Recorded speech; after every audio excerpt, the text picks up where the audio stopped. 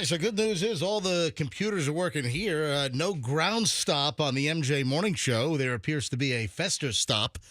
Roxanne, have you seen Fester this morning? Or I have not. Occasionally, that's a good question because occasionally I do see him on the road. We kind of follow each other in. I don't know whether he's napping on the floor in the office or whatever.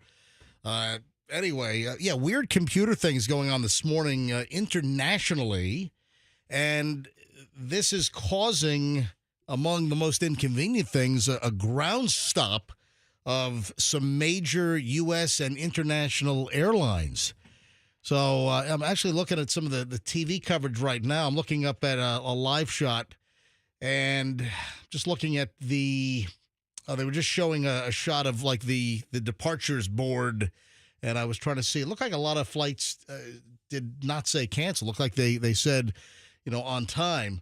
But I'm flying out later this afternoon. I've got, hopefully this is all resolved. I haven't seen whether my airline's affected, but there is a massive IT outage. And right now, again, our Fester outage continues. He's nowhere to be found. I feel like I hear commotion in the hallways. Usually he's, bringing some commotion with him. Hey, Andrew, you speaking of Fester? Do you see Fester? No? What commotion do you hear in the hallways? I don't hear anything. Did you hear something? Some chit-chat out there? No, I didn't hear any commotion. All right, so, hang on a minute. Let me see where the hell he is. That always scares me because he's not in the best of health. But he is late quite often, so he'll probably be here any moment. Yeah, I wouldn't say he's late quite often, but, not this late. Well, not this late. But... Yeah, he'll walk in right as the... Oh, wait a minute. Hello? Hello? That's weird. Didn't it, ring once? It sounded like someone picked up. Hello? I don't know. Calling Fester at 813-310-8444.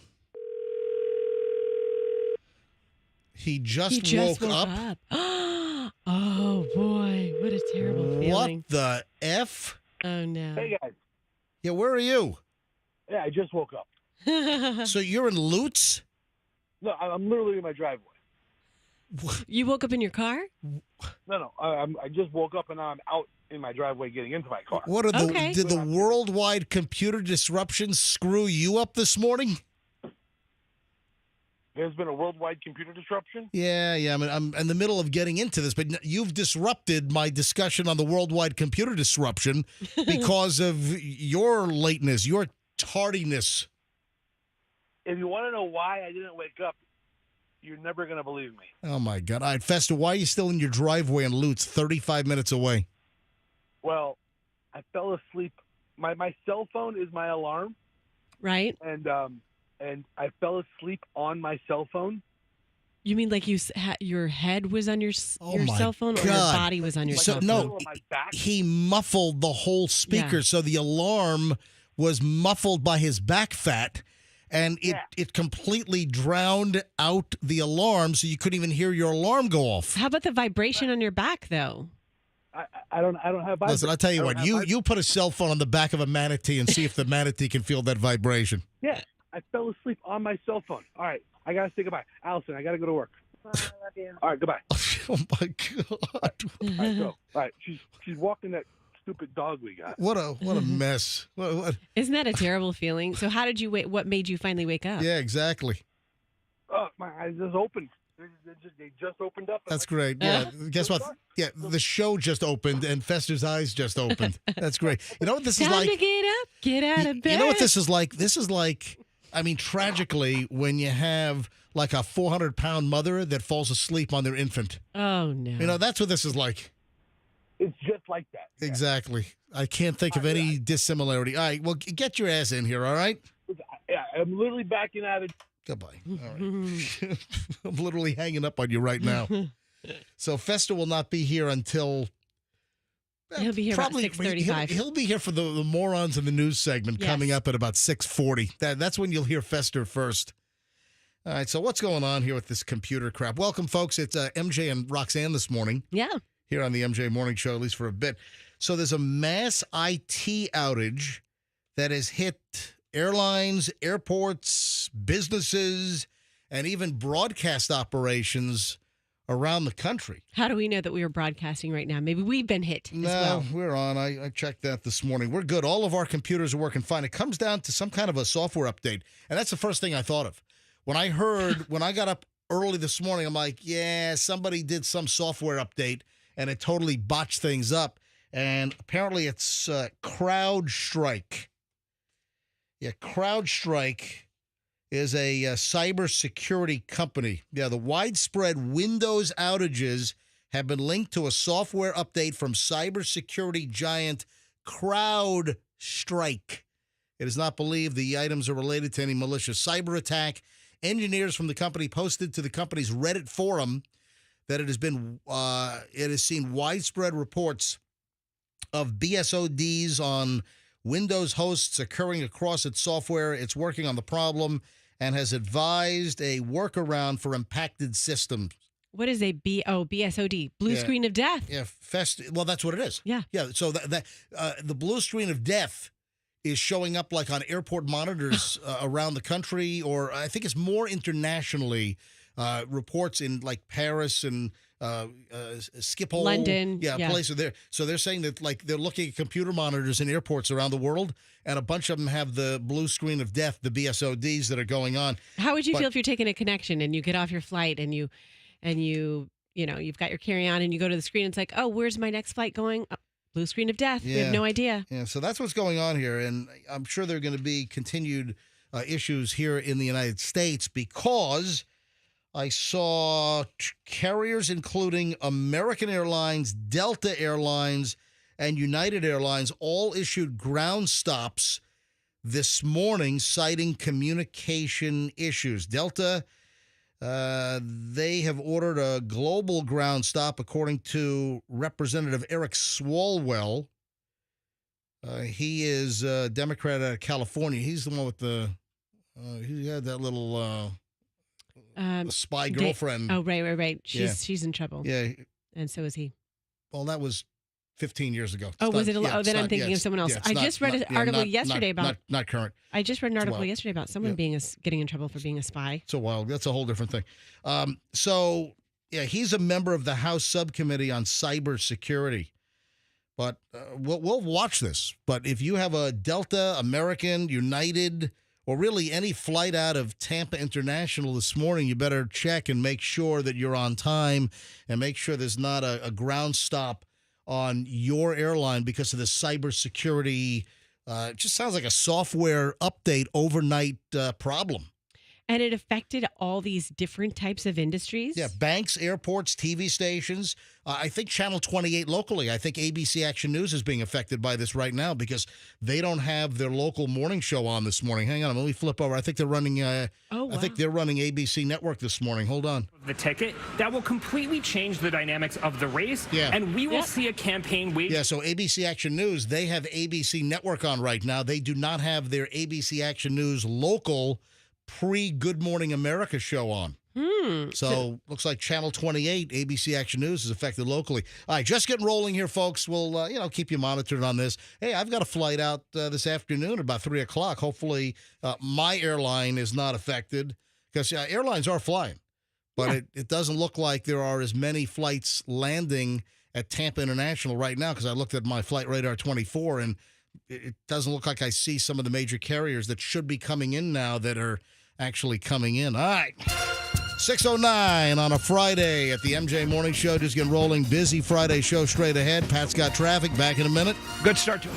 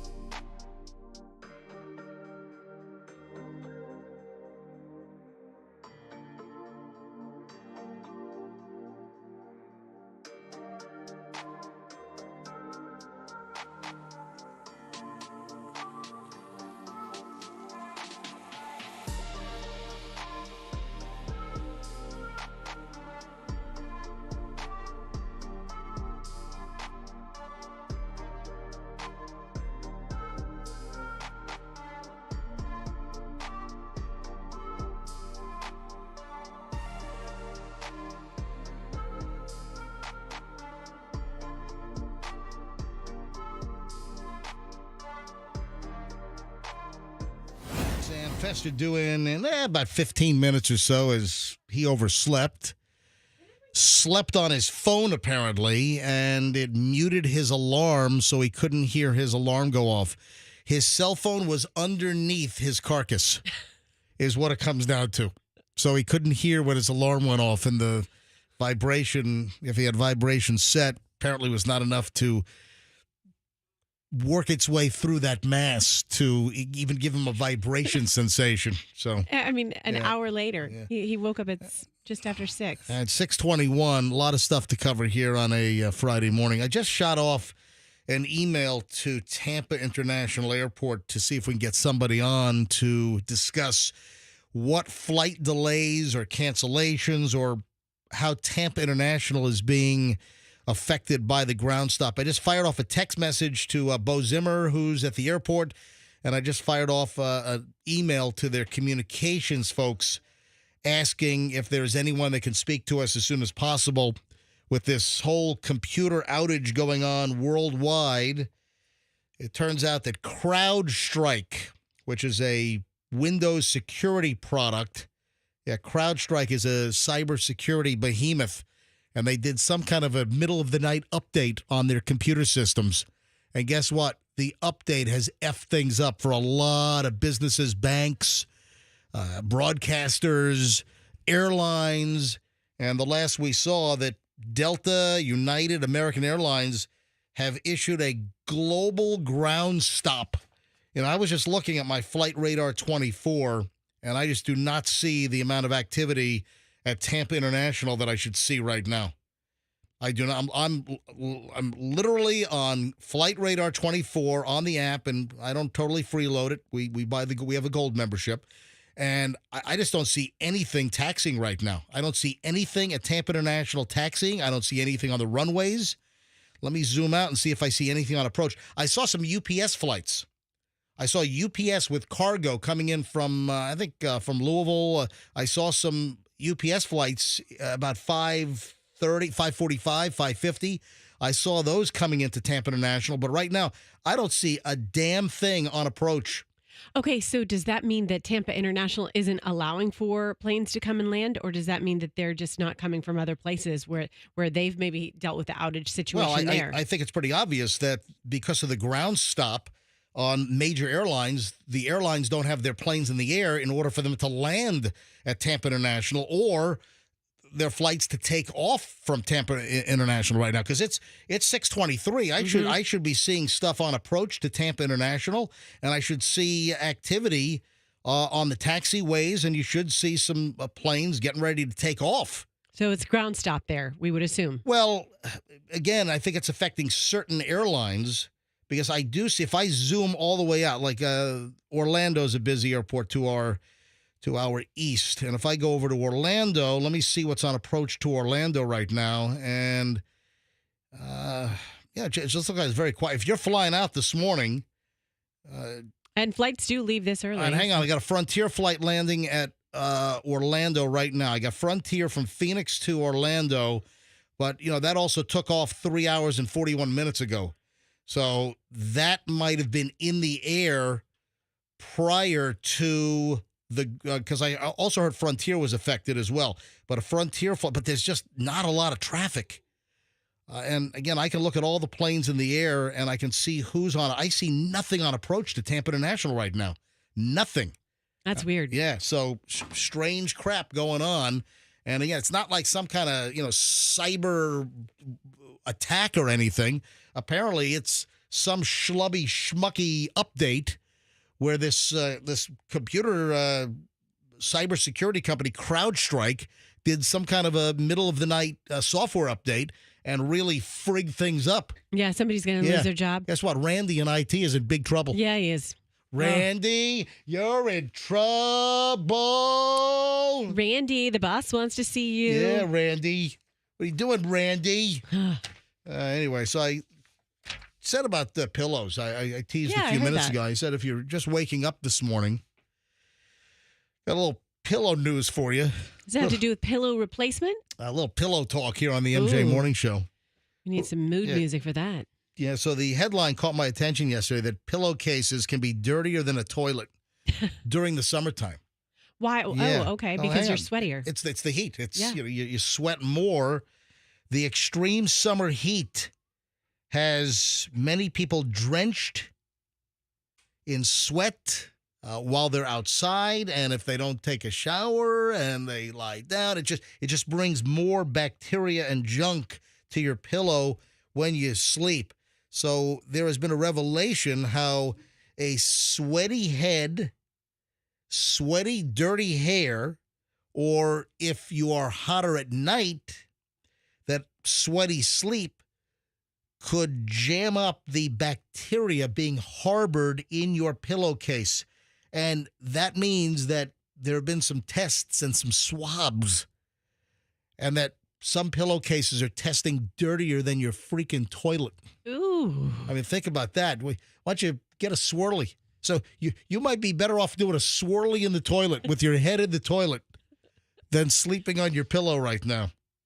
Well, I think to myself that when I hear stories like this, maybe I'm going to revisit my twice a week hair washing, because I only wash my hair twice a week because it's better for your hair. It doesn't dry it out. If you're washing it every day, it dries it out, especially if you have long hair like mine. Well, because natural oils, to a certain extent, are good for your hair. Because if you wash your hair too often, I've always heard this. Like, I remember my grandmother, she used to go to the salon like every 3 weeks, and she had that big crunch bowl on top of the, you know what I'm talking, remember the old grandma crunch hair? You could like put a book on top of it, and it wouldn't touch the scalp. It was like shellacked cotton candy. Yeah. No, seriously. Little curls. My grandma had the same, my Nana had the same thing. You'd like push on the hair and it'd go, it was crunchy. Yeah, it's just a perm. It's like fiberglass or something. Kind of like yours. Yeah. No, but my hair is soft. You touch my hair. Is it poofy and soft? Yeah. You want to come over and fondle my hair? I trust you. You want to run your fingers through my hair this morning? I got no poof crunch going on here. Pillow talk and running my fingers through your hair. It's very, very soft and very pliable. It's, you know what? It feels soft as Charmin. Very, very, very, please don't squeeze my hair. Yeah. No, but seriously, your pillowcases could be considered dirtier than your toilet. Ugh. Yeah. Yeah. I mean, it's if you think about it and you think about all the pollen that gets in your hair, and I don't think the pollen that doesn't mean bacteria per se, but you could be introducing pollen and other allergens. Dr. Gareth Nye, he I guess led this research, but he also says that the bacteria is likely to be from you in the first place. Right. So it's your own bacteria, so you feel comfortable with it. Might not be as harmful. So, still, according to the numbers here, you might be better off, sticking your face in the toilet than on your pillow. What this tells you is you better keep your pillow. You better not switch with your partner. But also the drool. A lot of people do pillow drool. That wet spot. It's kind of the worst when you like drool in the middle of the night. And you got a big old drooly wet spot on your pillowcase, and then you shift and move, and then you'll put like your cheek right on top of the drool spot, and they're like, "Yeah, what's that? Did I pee my pillow? What's going on here?" Yeah. All right. So I used to be a big drooler, but I don't know why I stopped. But I don't drool anymore. Wait a minute. Yeah. You used to be a big sleep drooler? I used to be. I remember, like, I would, like you just said, you roll over, like, what pee the bed? No, it's just drool from my mouth right here. But then now I don't do it anymore. It's the weirdest thing. Wait a minute. So you were the original Huck to it. You were the original spit on that thing? Hold on, that's you. Spit on my pillow. Yeah, exactly. Yeah. Huck to it. That's Roxanne. She's the original Huck to it. She spit on that pillow. One move in bed that makes a man go crazy every time. Oh, you gotta give him that Huck to it and spit on that thing. Spit on that pillow. That's Roxanne. Gross. With drool pillow. All right, 6:30 at the MJ Morning Show. Yes? Yes. I need to talk to you about something related to Fester's hygiene. I don't know if now's the time to do it or since you can hear us. Let's not do it now since I want to go to break now and keep on time. So, you have a clock? Can you ever want? No, I'm just looking at you and your poofy hair. Just watch the clock. All right, so 6:30 at the MJ Morning Show. And yes, we will address I know exactly where you're headed with this. Okay. Why don't we wait until Fester's here for the hygiene issue? Okay. All right? Fester's due in probably in about 5 or 6 minutes, so he'll be here probably with morons in the news next here on the MJ Morning Show on Q105.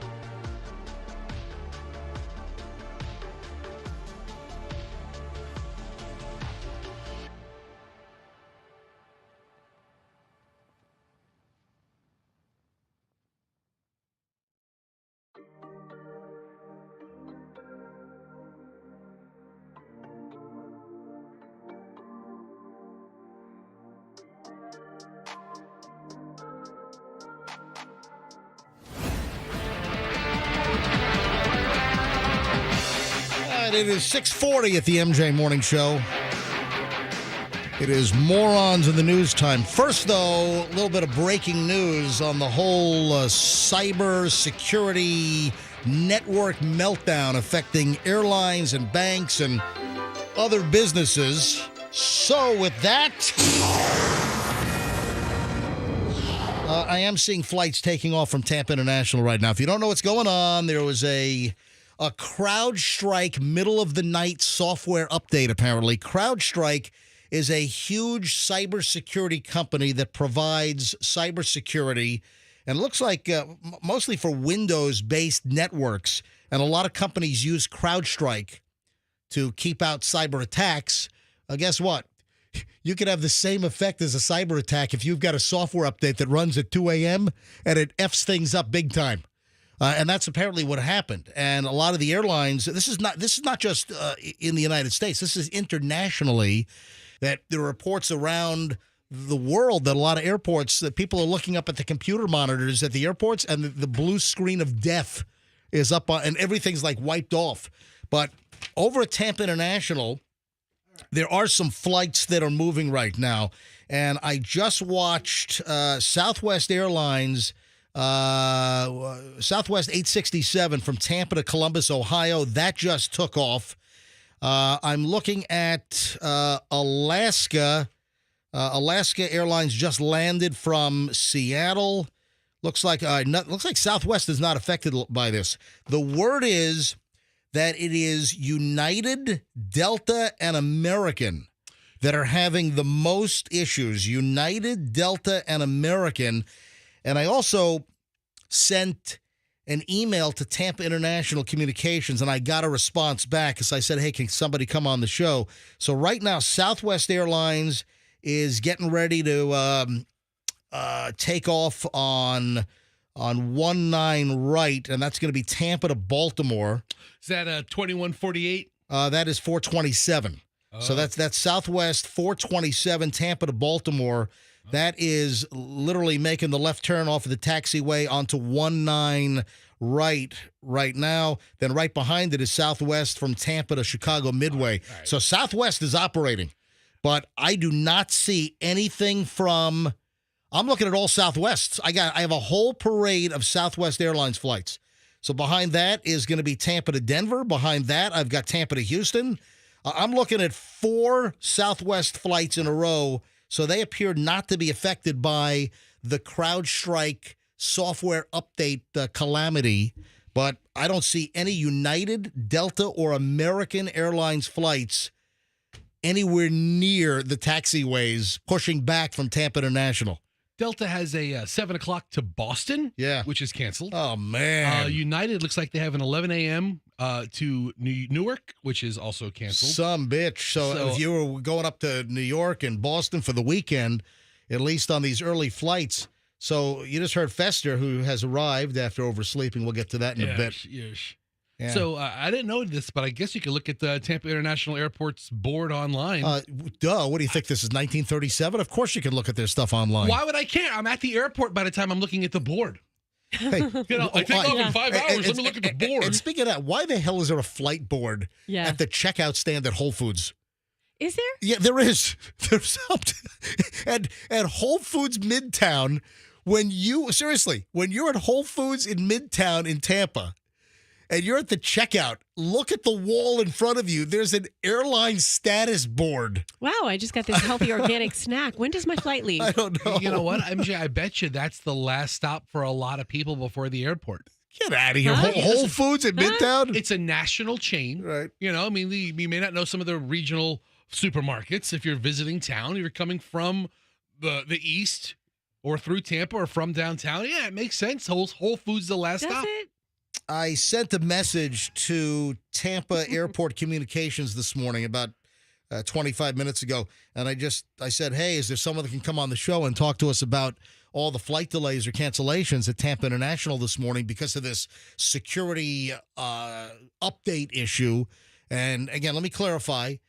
A company that does cybersecurity for airline and bank and business software, they did an update. It's called CrowdStrike. I've heard of it.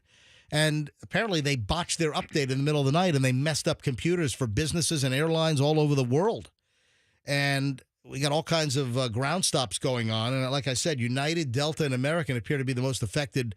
And I think I heard Frontier as well. Southwest is running fine.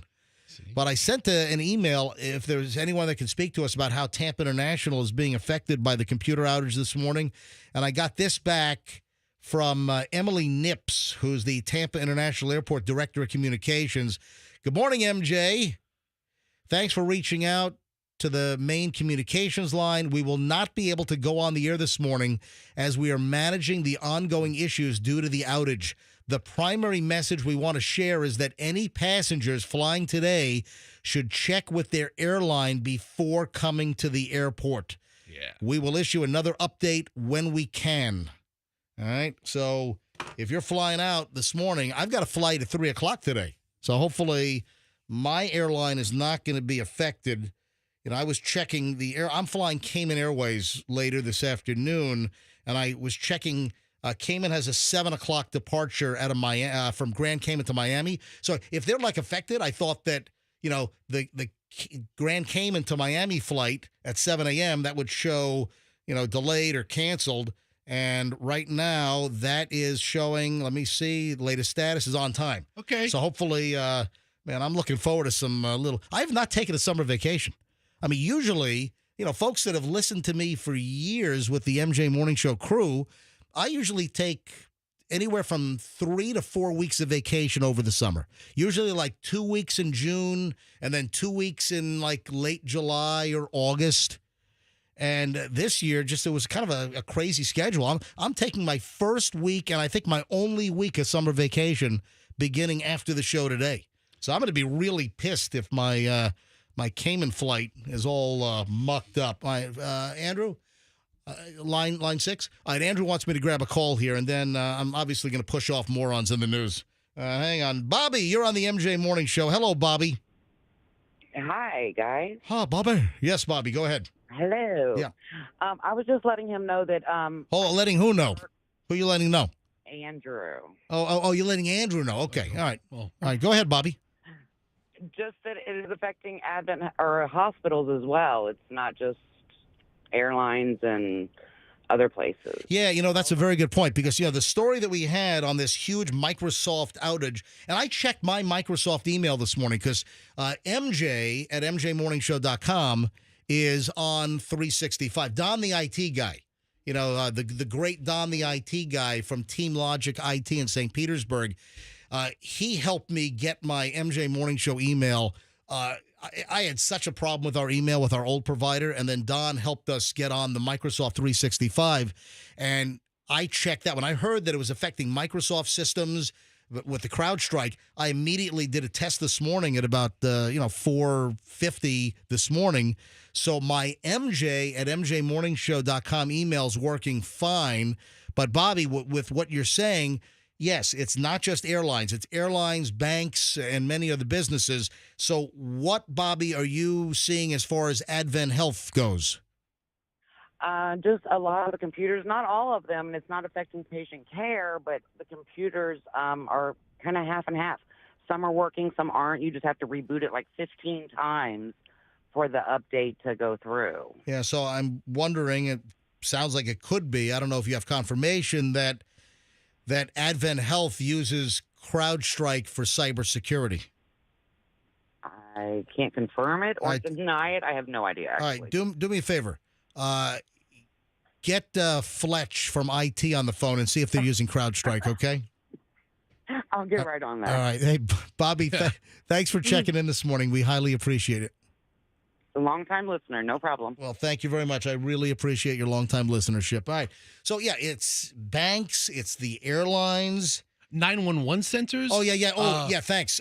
Gas stations. Yeah. Places that really affect the person who's actually driving a car this morning as opposed to taking a plane somewhere. So if you're going to a gas station, you might have, in some instances, it seems to be spotty. It's just systems that are using this CrowdStrike software, but also there might be some other, downstream issues where one system connects to another. But it appears to be a dopey middle-of-the-night software update has just messed up the cybersecurity programming to protect these companies, and it's knocked a lot of this crap offline. So I think it's going to be spotty. It's going to be hit or miss. Like I said, you got Delta, United, American. They have all kinds of problems. Southwest just had 4 planes in a row take off from Tampa International. That's what happens. You let those bags fly free. CrowdStrike. Southwest appears to be rolling just fine. But I do not see any freaking movement at all at Tampa International right now for Delta, American, or United. Software updates are dopey, just like you said. Yeah, Tampa to Houston, Southwest 2790 just took off. They're at 1,600 feet right now, and if you care, that's a Boeing 737-700. This has been Plane Spotting Radio. That had Yeah. on the MJ Morning That Show. had a delivery date of March of 2008, by the way. Oh, So it's wow. it's a 16-year-old 737-700. Fester, Yeah. there's been a lot of plane spotting, Right. or not plane spotting, because they haven't been very active going on today. MJ, you probably said it, but Can I just point one thing out here? Please. That this would have been Morons in the News, but it's brought to you by the morons that can't do a software update at CrowdStrike, apparently. All right, go ahead, Roxanne. I'm sorry. tell me your flight again. You're going to Miami and then to Cayman? No. I fly Tampa right to Grand Cayman. Okay. And then I get on a little Twin Otter to the small island of Little Cayman. Very good. Yeah. Very good. Yeah. So, but it appears that Cayman Airways is running okay today. Hopefully. It also appears that Cayman Airlines is pronounced Cayman Airlines. No, okay? it's Yeah, I mean, everybody knows this. but it's weird when you hear people from. No, it's not weird. It's weird when we hear you. That's when, weird. When you hear people from Grand Cayman, in one like paragraph, if they speak, sometimes they say Cayman, Grand Cayman, and then sometimes they will say Cayman. So there are different ways where you pronounce it Cayman versus Cayman. I think on this, for our purposes here, I think it's Cayman. Yeah, I mean, we're in this country called America. America. It's America. I tell you what, I'll push off early Morons in the News, brought to you by CrowdStrike this morning next. So if you've been waiting for the morons, I've got them next here on the MJ Morning Show on Q105. We'll take calls, I think, during the course of the show to see which businesses, which parts of your life are being affected by this big cyber outage, because it's not just the airlines. Banks are being affected. Maybe you can't I'm going to try to log on to my online banking here in a second to see if all my accounts can connect, to see if any of my banks are affected by this. 6:53 MJ Morning Show, early Morons in the News the minute we get back. So don't move. Window, door replacement time. Don't mess around. Go right to the experts.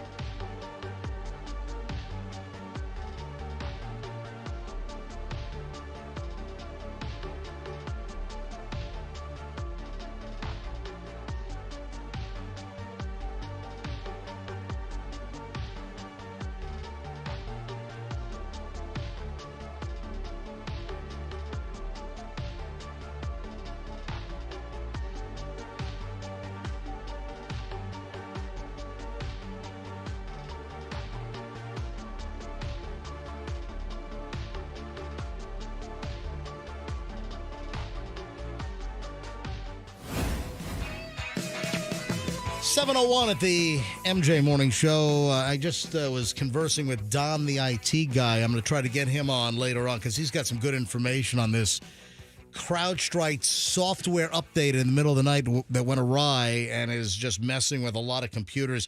Incidentally, it still appears that Southwest is the only airline departing from Tampa International right now. Yeah, the airlines have been especially hard hit. American, United, Delta.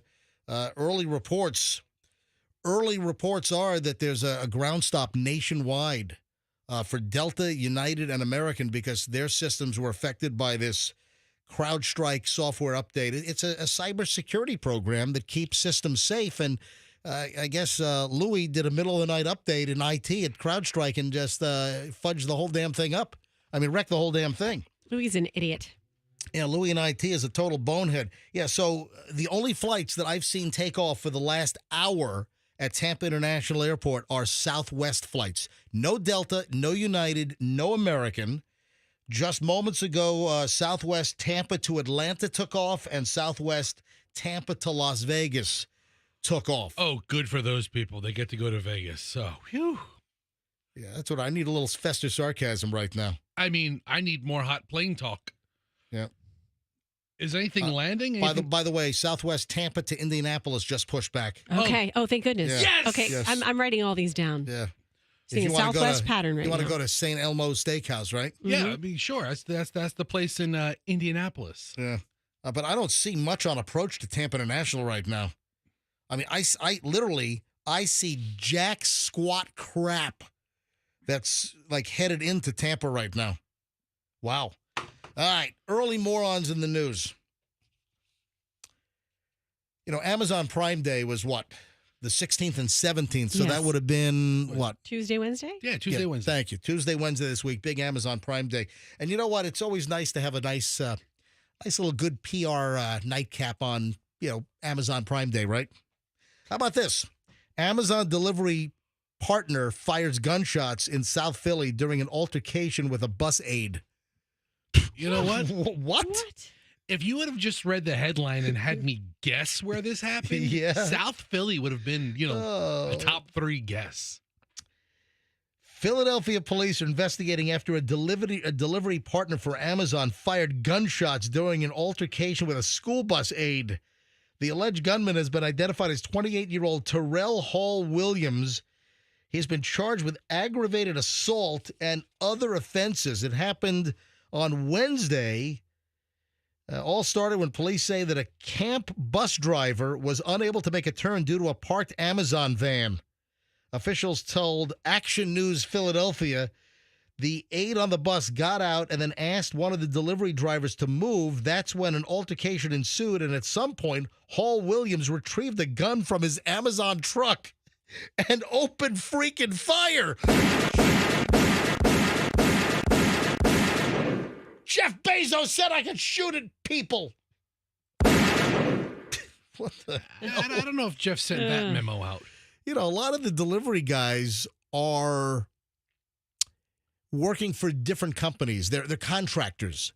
You know, if you look at a lot of the vans and you'll see sometimes it's operated by or there's like a different company, it's an Amazon labeled van, but they're not Amazon employees. Amazon uses these delivery companies and contract.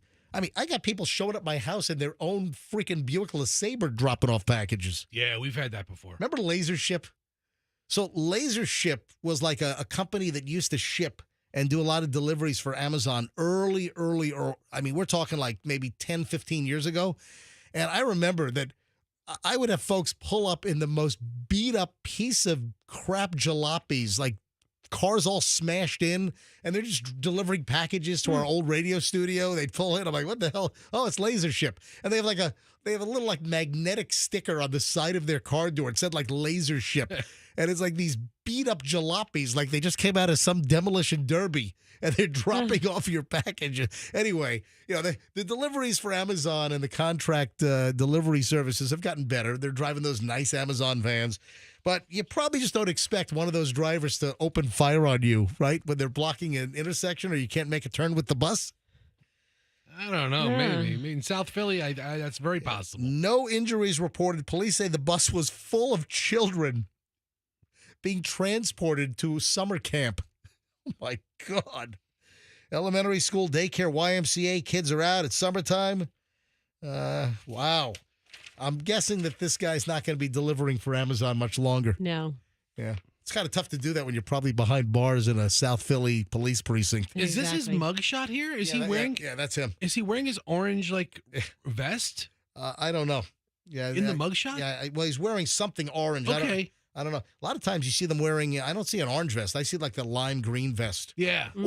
Or a lot of times they're not wearing a vest. They're just wearing like the black and like the light blue kind of Amazon logo shirt. Yeah. Yeah. Yeah, that thing right there. So don't mess with the emperor, folks.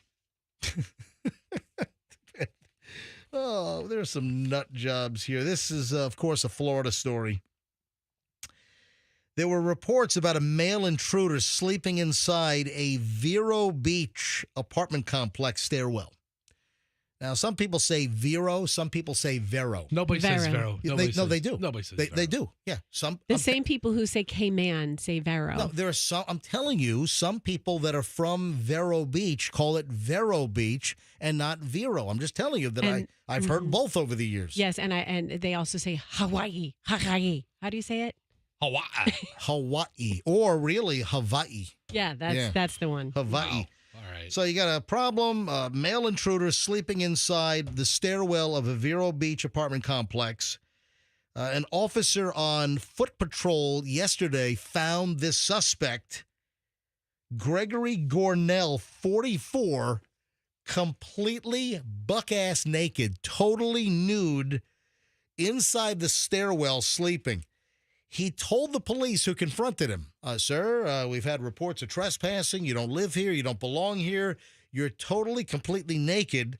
And that's when Mr. Gregory Gornell said that he was staying at the facility because he was the emperor's helper. The emperor. He actually looks like Frodo, I think, right? I tell you what, man. You just don't hear enough emperors brought into modern conversation. No, you don't. I mean, this guy looks like he just stepped out of like Dungeons and Dragons con or something, or some fantasy con. Yeah. What is this guy doing? Well, So, and he had no clothes. His mugshot is him wrapped in like a tablecloth. Well, then he shouldn't be. He should be the emperor. He shouldn't be the emperor's helper because the emperor has no clothing. Oh, yeah, that's right. The emperor's new clothes. Yeah, telling people what they want to hear. Gornell reportedly told the officer that the building, which is an independent living community for residents over the age of 62, was under new management, and the emperor of the community said that he could stay there. I have direct permission from the emperor. Ooh, the emperor. The emperor has given me permission to sleep here. Yeah, clearly this guy needs a checkup from the neck up. Or the emperor will be pissed when he finds out about and this. Incidentally, he had been previously trespassed from the building. And he was asked, how do you get in contact with the emperor? That's a good question. And then the suspect advised that such royal outreach could be done through the electric lines. So he contacts the emperor through the power lines up ahead, overhead. I mean, the guy has an answer for everything. This guy's batshit crazy is what he is. Yeah. That's what's going on here. Yeah, he was charged with trespassing again, pleaded no contest, adjudicated guilty. Anyway, this guy's, well, that was fast. Instant justice. I think the story's just coming out now. His occupation is listed as construction worker. In jail records, he has previously been convicted for cocaine possession, theft, marijuana possession, trespassing. Apparently, he's very good at that. And possession of drug paraphernalia. Yeah. He sounds more like the emperor's drug mule. Yeah. And to get a hold of the emperor, let's see if you paid attention to the story. How do you get in touch with the emperor? The electric lines. The electric lines. I don't know if you touch the electric lines or you just shake them, maybe. Just shout at them. Do you look at them and then just talk to the electric line, or do you physically have to climb the pole and put your hands on the electric lines, which I do not recommend. Anyway, of course, it's a Florida story. Of course. People living in their own reality. It's nonstop. Hey, and then let's go back out west. There was a robbery suspect involved in a car chase and was live streaming the whole car chase with a baby in the car. What the hell? A robbery suspect, when finally stopped, came out of the vehicle that was in a high-speed Los Angeles area police car chase, comes out holding his 2-month-old daughter after leading authorities in the Southland on a dangerous high-speed chase through the streets of Los Angeles. Started with an armed robbery. You know, it's always great to bring 2-month-old kids to armed robberies. You know what? That's Okay. Jeez. It's life experience, you know? Are you saying a robber can't be a responsible parent and take care of their kid at the same time, MJ? Come on. You know what? There are probably some daycare problems that day. So you got to bring your kid to Robert or to. Yeah, I mean, that's their work in a sense, even though it's illegal. Bring your infant to work. Is that it? The incident started with an armed robbery in Beverly Hills. And then finally, Hawthorne, which is an area in Los Angeles. I mean, it's quite a drive. Hawthorne police later spotted the vehicle and started chasing it at like 5:40 in the afternoon.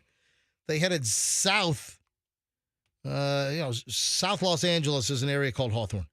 And then they asked for help from the L.A. County Sheriff. So anyway, there's a huge high-speed chase. The guy's driving a Kia. He probably stole that because, a lot of those Kias they're easy to steal these days. And the guy comes, once the car's finally stopped, he comes out with a 2-month-old infant. I mean, wow. Just unbelievable. The car was hitting 70-plus miles an hour on the side streets. Yeah, do you have some audio on here, Fester? This is unmute it. Unmute it. There you go. Here we go. I'm not gonna kill y'all, I promise. Bro, just let us out the car. As a woman who says she's the infant's mother pleads for him to pull over and surrender. Pull over and put your They gonna kill me, cuz. Hey, you gotta pull over and put your hands up, bro. My baby's in the car. They're gonna kill me, cuh. Bro. Bro, just pull over and put your hands up, bro. My baby is in the car. The driver eventually turning down a dead-end street where he tries to back up, but the car is quickly penned in by sheriff's cruisers. Wow. Several deputies are seen rushing forward with guns drawn, taking aim right at the car. Moments later, the driver opens his door, and that's when we can clearly see the tiny infant in his lap. We'll see here. We'll have a really clear view here in a second. That appears to be a small infant in his arms. The baby appearing to be unharmed after being taken along during this wild and dangerous drive. Oh, my God. That's insane. Awful. And then you hear the baby mama say, pull over, put your hands up. Yeah. They're going to kill me, cuh.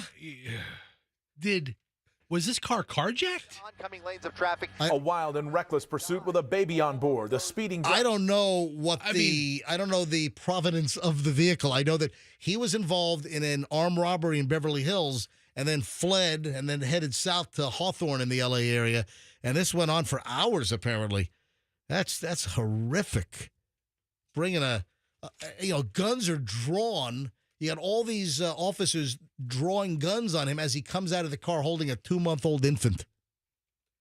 That's insane. 7:15 at the MJ Morning Show. We start an hour and 20 minutes of nonstop MJ. By the way, the Summer of Love. Would you like to hear about the Summer of Love? That's coming up at 7:45 this morning. Roxanne, do you want to address the hygiene issue? Yes, I do. Roxanne has a hygiene issue that she wants to address, and we'll do that immediately when we return in moments. Can you give us a little tip? Can you give us, don't give it away. Okay. Surrender, but don't give yourself away. Just give us a little hint. A little hint would be, I don't detect an odor, but I would imagine that there should be. Okay, all right. Is that a good hint? A good hint. All right, hygiene issue next, and a whole lot more. I can't even scratch the surface. There's just too much to cover. Hour and 20 minutes plus of nonstop MJ happens in minutes. Stand by. If you are a metal fabrication expert, so if you do metal work, I've got a great tip for you right here in just a second.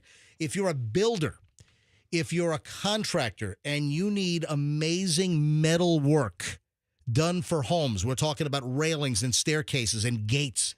If you want the best metal work in the entire Tampa Bay area, and probably the state or probably a good part of the country, it's Pro.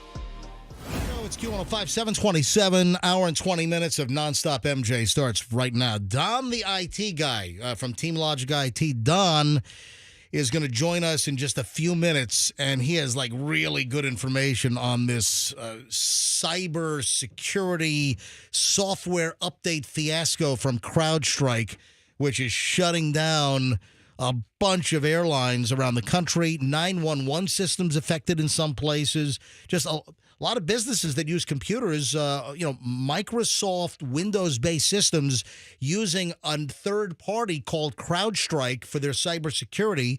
And they did some kind of an update in the middle of the night and really just fouled things up bad. If anyone can solve this, it's Don, the IT guy. Well, I don't know if he's going to solve it, but he can certainly fill us in on what's going on. So hang on. But no, he texted me already some really interesting information. We'll get to that in a second. At 7:28, I think the most crucial pressing issue right now is a hygiene issue, which Roxanne has asked for a few moments here on the show to deal with this hygiene issue. And he actually texted me last night about this. I did. I would imagine that I'm not the only one who has noticed this.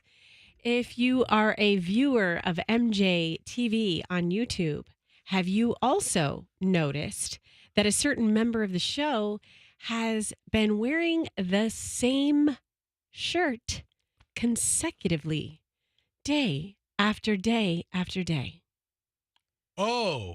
Yeah. Talking about me. Yes, Oh, okay. that blue shirt can walk in here by itself. Not talking about me. No, I have a very limited Fred Flintstone-like wardrobe in my house. Yes. Yeah, I'm not a fashionista, but I don't wear the same thing every day. I'm like, look, there's Spencer in his uniform again. Oh, wait a minute. He's got a uniform. His blue shirt. My blue shirt. Are you wearing the same thing again?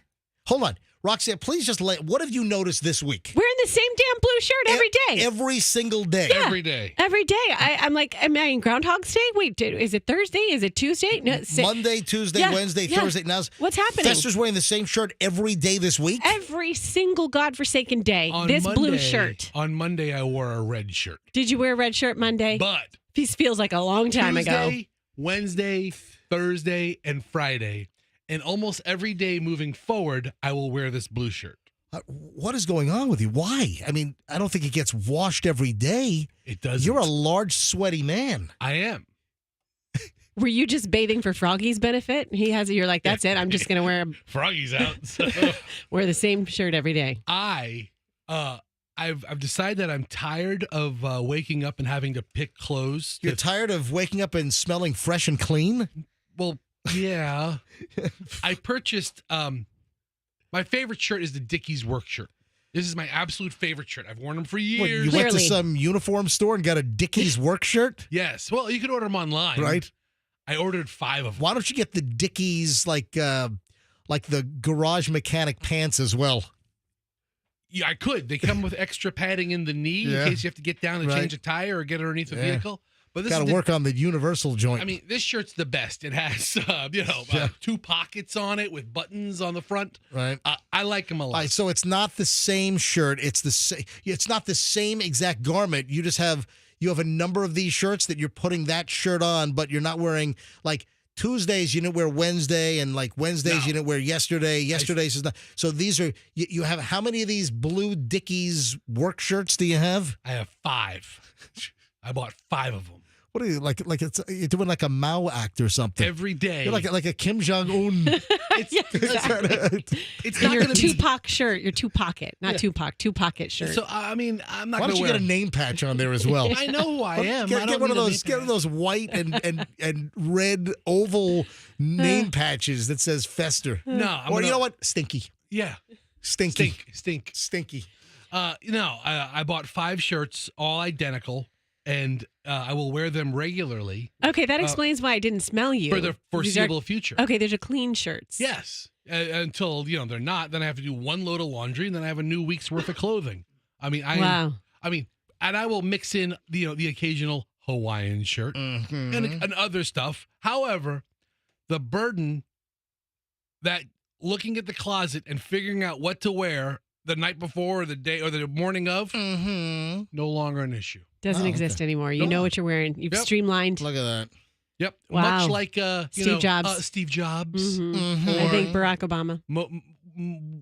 He wore a suit every day. No, he's another one. I read the same article you did about remove small decisions from your brain, and then you can make really big decisions like Steve Jobs. Yeah, we've gone over this in the past. Yeah.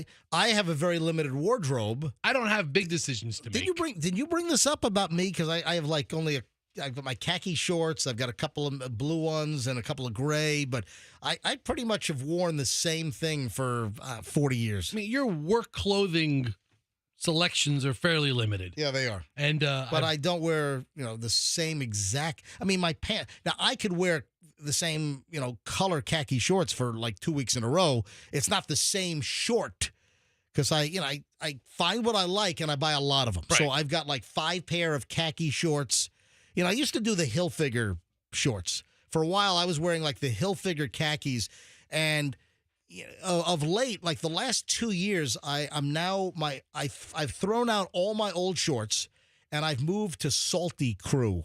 I like them. Yeah, I like the Salty Crew is like a fishing brand, and I like their shorts. So I've got the Salty Crews in gray and blue and khaki, and I've got like 10 pair of different colors. And that's it. I limit my wardrobe because I don't want to have too many choices.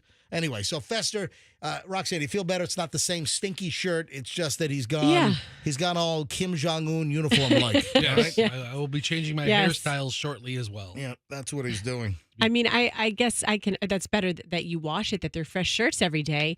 But it kind of makes it boring from my view. I like to see the different colored Hawaiian shirts. Occasionally they'll come back. However, for the most part, I'm tired of dressing up every day. Let me get Don, the IT guy, on the phone. I'm seeing pictures at Tampa International. I'm seeing just people piled up at Delta at Tampa International Airport. Again, check with your airline. The word is that nationally, here in the United States, the airlines that are being affected most, American Airlines, United, and Delta, had grounded all flights earlier today because of the cyber security update problem. It's affecting 911 systems in some places. Hospital systems are getting affected. Businesses.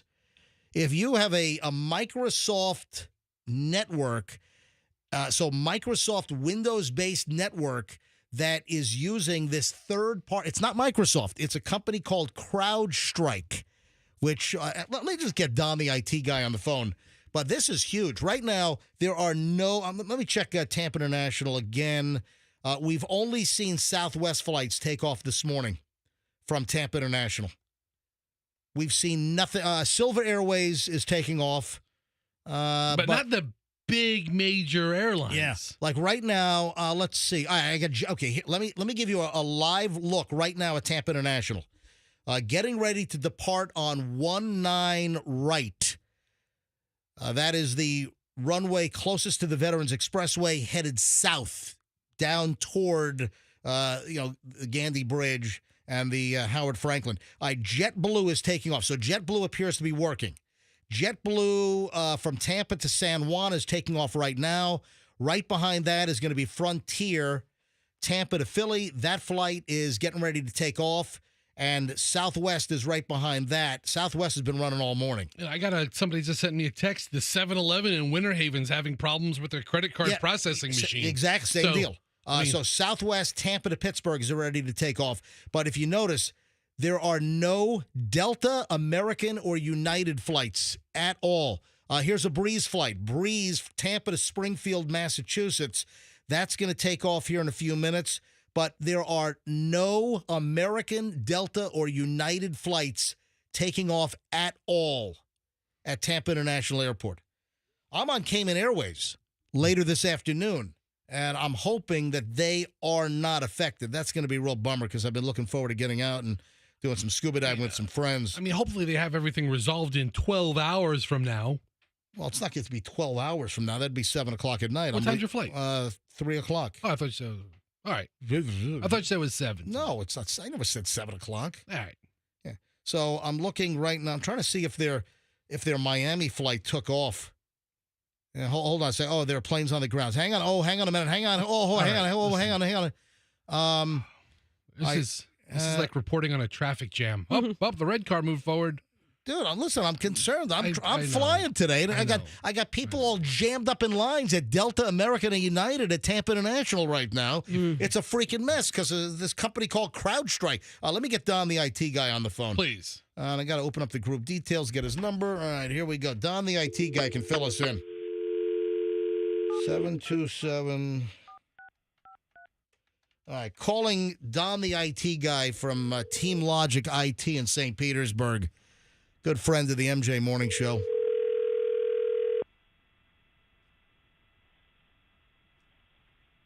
Morning. Hey, Don, the IT guy, MJ, Fester, Roxanne, live. How you doing this morning? Hey, guys. How are you? All right, good. Don't put us to sleep with like really boring IT stuff. Kind of give us give us the headlines. What the hell is going on that's effing up air travel, banks, 911, apparently the 7-Eleven in Winter Haven? What? That's my biggest concern. What is going on with this CrowdStrike? Tell everyone who they are, what they do, and what's all effed up. So what CrowdStrike does is takes your endpoint security, so your desktop, and it's crowdsourced info, meaning so it's the cloud working against them. And what they do is they're looking at everybody's computer and what's happening, and then they download updates all day long to things that are happening elsewhere to protect you. Well, apparently sometime in the middle of the night, one of the updates that got sent was corrupted and basically took out, the desktops and servers individually.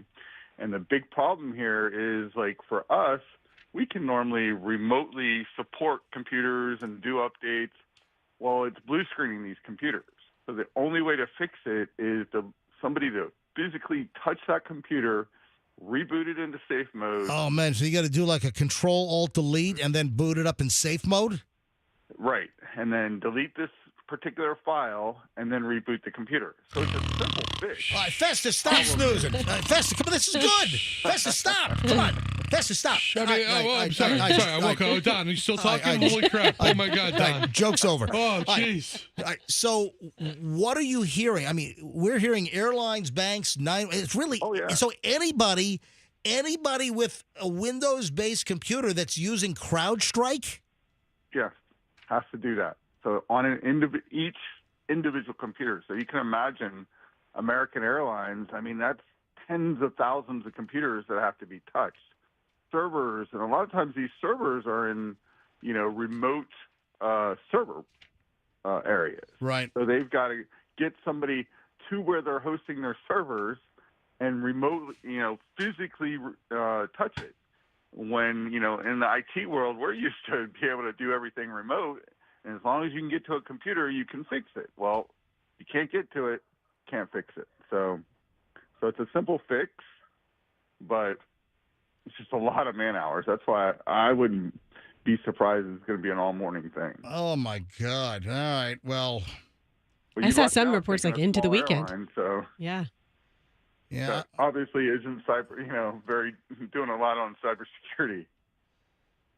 Oh, man, what a pain in the ass. And we're just hearing that people are lined up, huge lines at Tampa International, because it looks like United, Delta, and American are being heavily affected with ground stops across the country and around the globe.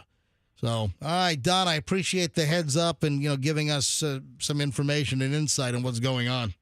Yeah, good luck today. Do you have clients that are affected by this with CrowdStrike? So far, we do not have any personally, so thank God. Oh, well, that's positive.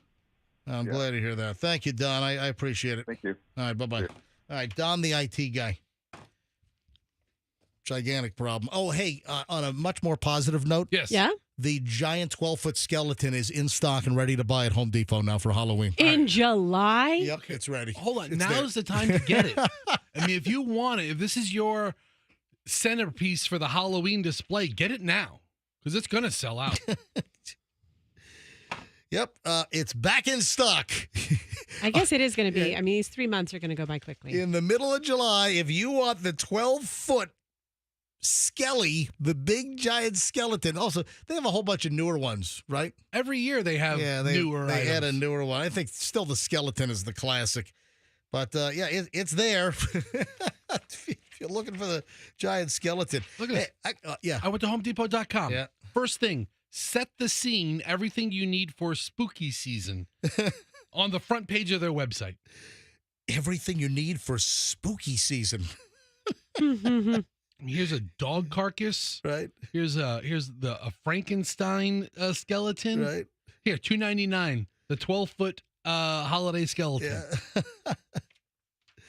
Yeah. Anyway, heads up. I just thought I'd give you a little breaking news on that. Now, couple of celebrity items. Okay. What time is it? 7:42. All right, I got 7:45. I got to get into my my summer of love story. We'll get to that momentarily. First, though, got a couple of celebrity items. J-Lo, would you like to know what the reports are regarding the J-Lo and Ben Affleck situation? I heard a little something. Yeah. What would you like to know? What would you like to know? I think everyone would like to know what actually happened. Everything seemed to be going along just fine for Ben Affleck and J-Lo, and then it just collapsed. And then they're split. They were seen together, and they seemed happy. And then the last month and a half or so. Yeah. They're split. They're Hit not the skids. I mean, it seems like a total utter collapse. Well, we might be getting some insight on what's going on with J-Lo and Ben Affleck. We're hearing that Jennifer Lopez was all drama all the time. I saw that. You know what that's like? It's like 10-10 wins. That's like all drama all the time. You give us 22 minutes, and we'll give you the drama. I mean, that's what it sounds like. What does that mean? Like all drama all the time? They're trying to watch a TV show. It's like, oh, Ben, I have a hangnail. Oh, my God. What are we going to do? All drama all the time. J-Lo and Ben Affleck. Yeah, I think there's a few people that know what the hell I'm doing there. Yeah, maybe one or two. All news all the time. This is 10-10 Wins. You give us 22 minutes, we'll give you the world. 77 degrees in Midtown. Yes, Fest. So Ben didn't know this before? Great question. I mean, they were dated for a long time before. They were engaged before. Yeah. They dated for a while before they got married. He knew everything he was getting himself into. Maybe he thought to himself, well, that was years ago. Maybe we've both grown up a bit. They dated before they got married. They were they were dating for several months. That's true, too. But, yeah. Did she just flip a switch after they got married where drama? I think it's a very good point that don't they know each other? Or did J-Lo during the break while they were doing other things, did J-Lo get excessively needy and did drama creep into her life? Maybe she wasn't like a clingy, drama-filled Jenny from the block prior, and maybe something happened, and then suddenly she became all drama all the time. It is not fair to J-Lo to just say she's all drama, because what does that mean? Did you say all drama? Yes. All the time? I did. Yes. You give J-Lo 22 minutes, she gives you nothing but the drama. Drama. What does that mean, though? You just referred to her being clingy, but I don't think that's necessarily related to drama. I mean, drama is like, everything's a big deal, and guess what's happening now? I need specific examples. The J-Lo drama never stops. Yes. I mean, it's such a vague term. They got my bad angle in that interview. All right, let me give you a little more on this thing. Page 6. Being married to Jennifer Lopez brought too much drama to Ben Affleck's life. A source has sensationally claimed the pair's marriage has been plagued with divorce rumors in recent months, and the rumor mill went into overdrive after they spent their second consecutive wedding anniversary on opposite coasts.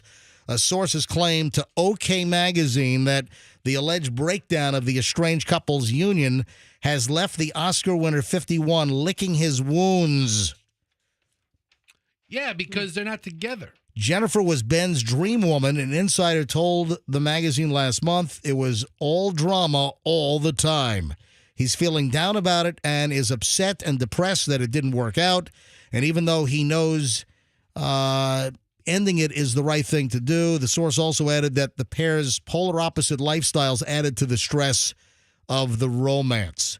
I heard Jen Garner was sick of dealing with her drama too. His ex-wife was sick of like trying to mediate between them. You know, maybe Ben Affleck needs to stay away from Jennifer's. Yeah. That's like the best advice anybody's given. Right there. You come to me for good advice. And you know what? I mean, sometimes when you're like, oh, she's full of drama, maybe he's full of drama too. Why can't Ben meet a Rebecca or something? Yeah, here's another little... Or a Lizzie. Here's another little piece of info. Jennifer has a big entourage that follows her around daily. Glam squad, videographers, photographers, assistants, trainers. She's tried to make Ben understand that being Jennifer Lopez is a 24/7 job. She is her brand. She lives and breathes it, while Ben can leave his work at the door if he chooses to. Ick, that does sound exhausting. Yeah, it does. Yeah, all drama. Hang on a sec. All drama, all the time. Well, and also don't forget, the Drama Watch never stops. Not with J-Lo. Nope, not with J-Lo. Always on. How about her concerts that she had to cancel? That was probably dramatic. Yeah, I mean, that was clearly a bummer for her. They thought these concerts were going to be successful, probably bringing in tens of millions of dollars, and her concert tour was a bust. They couldn't sell tickets. Well, J-Lo, good news. The 12-foot skeleton is now available at Home Depot. Oh, my God, MJ, Yes. I just found this out. What? This year, they've added a 7-foot dog. Oh, a skeleton dog. To go with the 12-foot skeleton human. I clicked the skeleton, right? You can now put a 7-foot skeleton dog next to the 12-foot Home Depot skeleton. I clicked the features of the skeleton, and it said, pairs perfectly with 7-foot dog. And I'm like, what? And they have a 7-foot, and the skeleton's name is Skelly, and this is Skelly's dog. So now you could walk your dead skeleton can walk your dead dog. Oh, it's a new addition to the skeleton lineup. Fully posable dog, 7 feet tall. All right. Two other. You know what? I'm going to push these off. I've got a Taylor Swift item, and I have an Alec Baldwin update. You know, after the whole case fell apart and was dismissed, a week ago, right? So yeah, a week ago Friday. today. Yeah, exactly. 1 week ago. So I got a couple updates there. First, though, I did tease for 7:45 this item, and listen, I'm within the window. Summer of Love? Is this the Summer of Love? Now, you tell me. 41% are seeking a random hookup this summer, according to a new survey, even if this means cheating. Ruh-roh. Yeah, 2 in 5 Americans, 41% say they're looking for a romantic fling during the summer vacation season, even if they are not single. Yeah, there was a survey of 2,000 sexually active adults. It also found that while 74% of single respondents are dreaming of meeting somebody, right, ahead of a vacation, they're not the only ones looking for excitement. And do you know what Meet Cute is? Meet Cute? Yeah. Is that an event? Yeah. So no, it's not like, I don't think it's like a, Meat Con or something, which that's a butcher event, I believe, in Las Vegas. Meat Con. Yes. But seriously, that there are those that are looking for Meet Cute. Now, if you don't know, a Meet Cute, so MEET-cute, C-U-T-E, is when two strangers meet under humorous or charming circumstances and then end up in a romantic relationship. Oh, like that. It's that scene, that token scene in a rom-com. This makes me want to vomit like a rom-com. Yeah. Yes. Despite 95% of respondents in relationships saying that they're planning to stay with their current partner this summer, a quarter are also interested in taking a little break for a summer fling. Is a meet cute like if I didn't know Fester and I dropped all my papers on my desk here and I bent over to pick them up and then we met for the first time with him helping me pick up my papers? Oh, you know what? Let me tell you how that would go. So you have a whole pile of papers. Right. You drop him on the floor. Yes. Right, yes. And then Fester's right there. I get on all And fours. he. Do. There you go. Get right to it. And now we're getting into the real Roxanne. Nothing All but right. business. All right. So you bend over to pick up your papers. Fester is bending over to help you. You guys kind of clonk heads. It's like you clonk, and then it's then you laugh and then about it, and then heart bubbles come like cartoons. exactly. And then next thing you know, you're having a croissant and some coffee at some local little espresso He's having bar. a lot of croissants. Yeah. Listen, MJ, these meet cutes. Meet cute. I mean, It's a charming first encounter. I guess. Meet cute. I don't know. Meet. Wait, I'm so confused. I got stuck on meet cute. What does meet cute have to do with the cheating? That's what they want. They want that experience. That's what they're looking for. Well, I'm giving you different elements here. So Okay. 41% are looking for a romantic summer fling, even if they're not single. Mm-hmm. And then I was just giving you some other items, and like meet cute is also part of the story, because 74% of single respondents are dreaming of meeting somebody and having a meet cute. So okay. these are single. So in this case, single respondents, 74% are looking for a meet cute, when two strangers meet under humorous or charming circumstances and end up in a romantic Who's looking relationship. for cute meat? Yeah. I mean, either way. What do you consider cute meat, Roxanne? Could you please elaborate on what I mean, define in your world, define cute meat? Well, I would say like maybe if it was a little slice of filet mignon, and then it had like maybe some a flour on top of it, like a petite filet. A petite filet. That would be so be like cute meat. like a 6 or an 8 ouncer. Yeah, just a 6 ouncer. 6 ouncer. Yeah, Mhm. so that's a meat cute. Cute. That's a cute meat. So I love like a 48-ounce bone-in cowboy. That would not be a meat. No. That would not be meat cute. Wow, No, it wouldn't yeah. be cute meat. It would be big hearty meat. You think Roxanne would be the 48-inch bone-in, but no, it's MJ. And of course, let me tell you right now, meat cannot be cute unless it's medium rare. If you're doing medium plus, well done, you're murdering your meat. I mean, you're pounding your meat into oblivion. Amen. All right, so that's how you stay meat cute. Little public service from the MJ Morning Show. And then one other item here in somewhat similarity. More than half of Americans are saying that vacation sex is the best. What you remember of it? With your partner? Well, that's where the interesting twist comes in. Okay, let's get this straight. Because the next part of the headline is with or without their partner. Oh, yep. So Americans apparently are turned on by travel. Over half, 52%, claim they have the best sex while on vacation.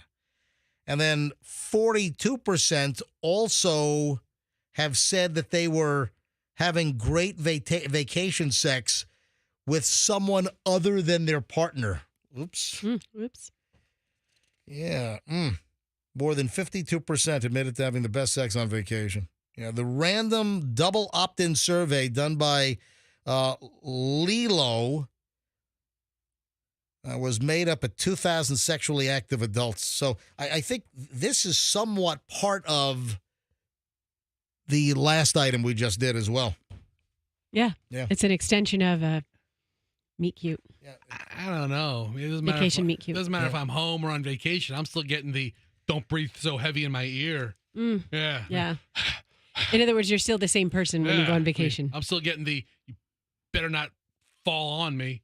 Yeah. It is 7:56 at the MJ Morning Show. I'm MJ with Fester and Roxanne, and you're listening to Q105. It's 104.7 FM. And, of course, every morning at this time, we're in the middle of an hour and 20 minutes of nonstop content. No commercials, no music. It's just nonstop content. I am holding a list of 10 Tampa area restaurants named best overall by Open Table. Oh, man. Open Table, one of the bookings. What are the, you have Open Table. What are the other ones? Resi. And then there's like, you get Open Table is the one that I use for reservations. Well, it also depends on what the restaurant uses. Yeah, I mean, whatever they offer. Yeah, whatever they offer, because some restaurants use Open Table, some restaurants use Resi, and I think there are a couple other ones out there as well. But according to this, Open Table put out a list of the top 10 best overall restaurants in the Tampa Bay area, and this is according to customers, diners that used Resy to book tables at these restaurants and then followed up with a review of the restaurant. All right, who's doing this study? Resy or Open Table? It's Open Table. Okay. Yeah, this is Open Table. I was just saying that, hey, when you think of the reservation online services, you got Resy and Open Table. Those are the biggest. So Open Table, every month, they take a look at like millions of reservations and then subsequent reviews from the customers that left reviews after they used Open Table to book a table at a restaurant. And what we have here is the top 10 in Tampa. Yeah, these are all Tampa, and I've heard of some of these, but I have not heard of all of these. All right, I have a question. Yeah. Are these restaurants that are only found on their site? I would imagine, yeah. These are the restaurants. The top 10 restaurants that you can get on Open Table. On Open Table. And, right. and so it might be excluding a lot of restaurants. I'm sure it is. But Open Table is, I believe, the biggest. Yeah. Hey, go to Google. Just type in which online reservation service is the biggest. So, I think Open Table is the biggest. In my phone, I typed in dining reservation apps. Right. And Resy came up, Open Table. There's one called The Fork. There's Eat App, seated reservations system. I haven't heard of half of these. So I've really only heard of the top two. Yeah, Open Table and Resy. Those are the ones that I think there's one more that I think I've used in the one past. called Guest Plan. I've never heard of that. Okay. All right, so here we go. You ready? Yes. Yeah, the ready. Top 10, and I have not heard of a lot of these places. I mean, some I have, and there's one that we love to go to. There's one on the list that I've been to. One. I think I've only been to two of these places. And are they chains or are they independent? No, these are all. Well, no, there is a chain on here that I can see. All right, so here we go. The top 10 best overall restaurants in Tampa, according to Open Table. Number 10 is Somi. Never been. I don't even know if I'm pronouncing it right. Fessa, look this up. Tell me where the hell this is. Okay. With 4.9 stars. Number 10 is PSOMI. Yeah, I'm assuming, I don't think it's Pusomi. No, let's go with Pusomi. It's a Greek restaurant. So I'm making the P silent. Yeah, it's on Howard Avenue. Oh, I think I've been there. PSOMI. It's on 701 North Howard Avenue in Tampa. And you're saying it's a Greek restaurant. Greek American bakery and eatery. I've been to a Greek restaurant on Howard. Well, maybe it was really good years ago. Could you not pronounce it? Is it PSOMI? No, I feel. Roxanne, you went to the Little Greek. No, it wasn't the Little Greek. This was a fine dining Greek. Yeah. All right. Then at number 9, you have, and this is more of a chain. This is Eddie V's. Nice. Okay. Eddie V's, which is on Boy Scout, right across from International Plaza, right next to what is that?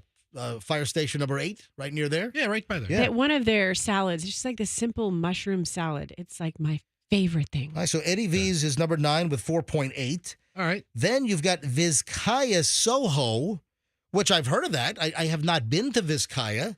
That would be Vizcaya, Vizcaya Soho. They're number 8 on the list. Top 10 overall best restaurants in Tampa. Now, where are they? Vizcaya is also on South Howard. South Howard. Yeah. Yeah, so it's like a Spanish. When it says Soho, that's Soho is South Howard. And that's Spanish. Oh, yeah. Yes. Yeah. All right. Then number 7 is Michael's Grill. Where the heck's that? That is in Carrollwood. All right, hold on.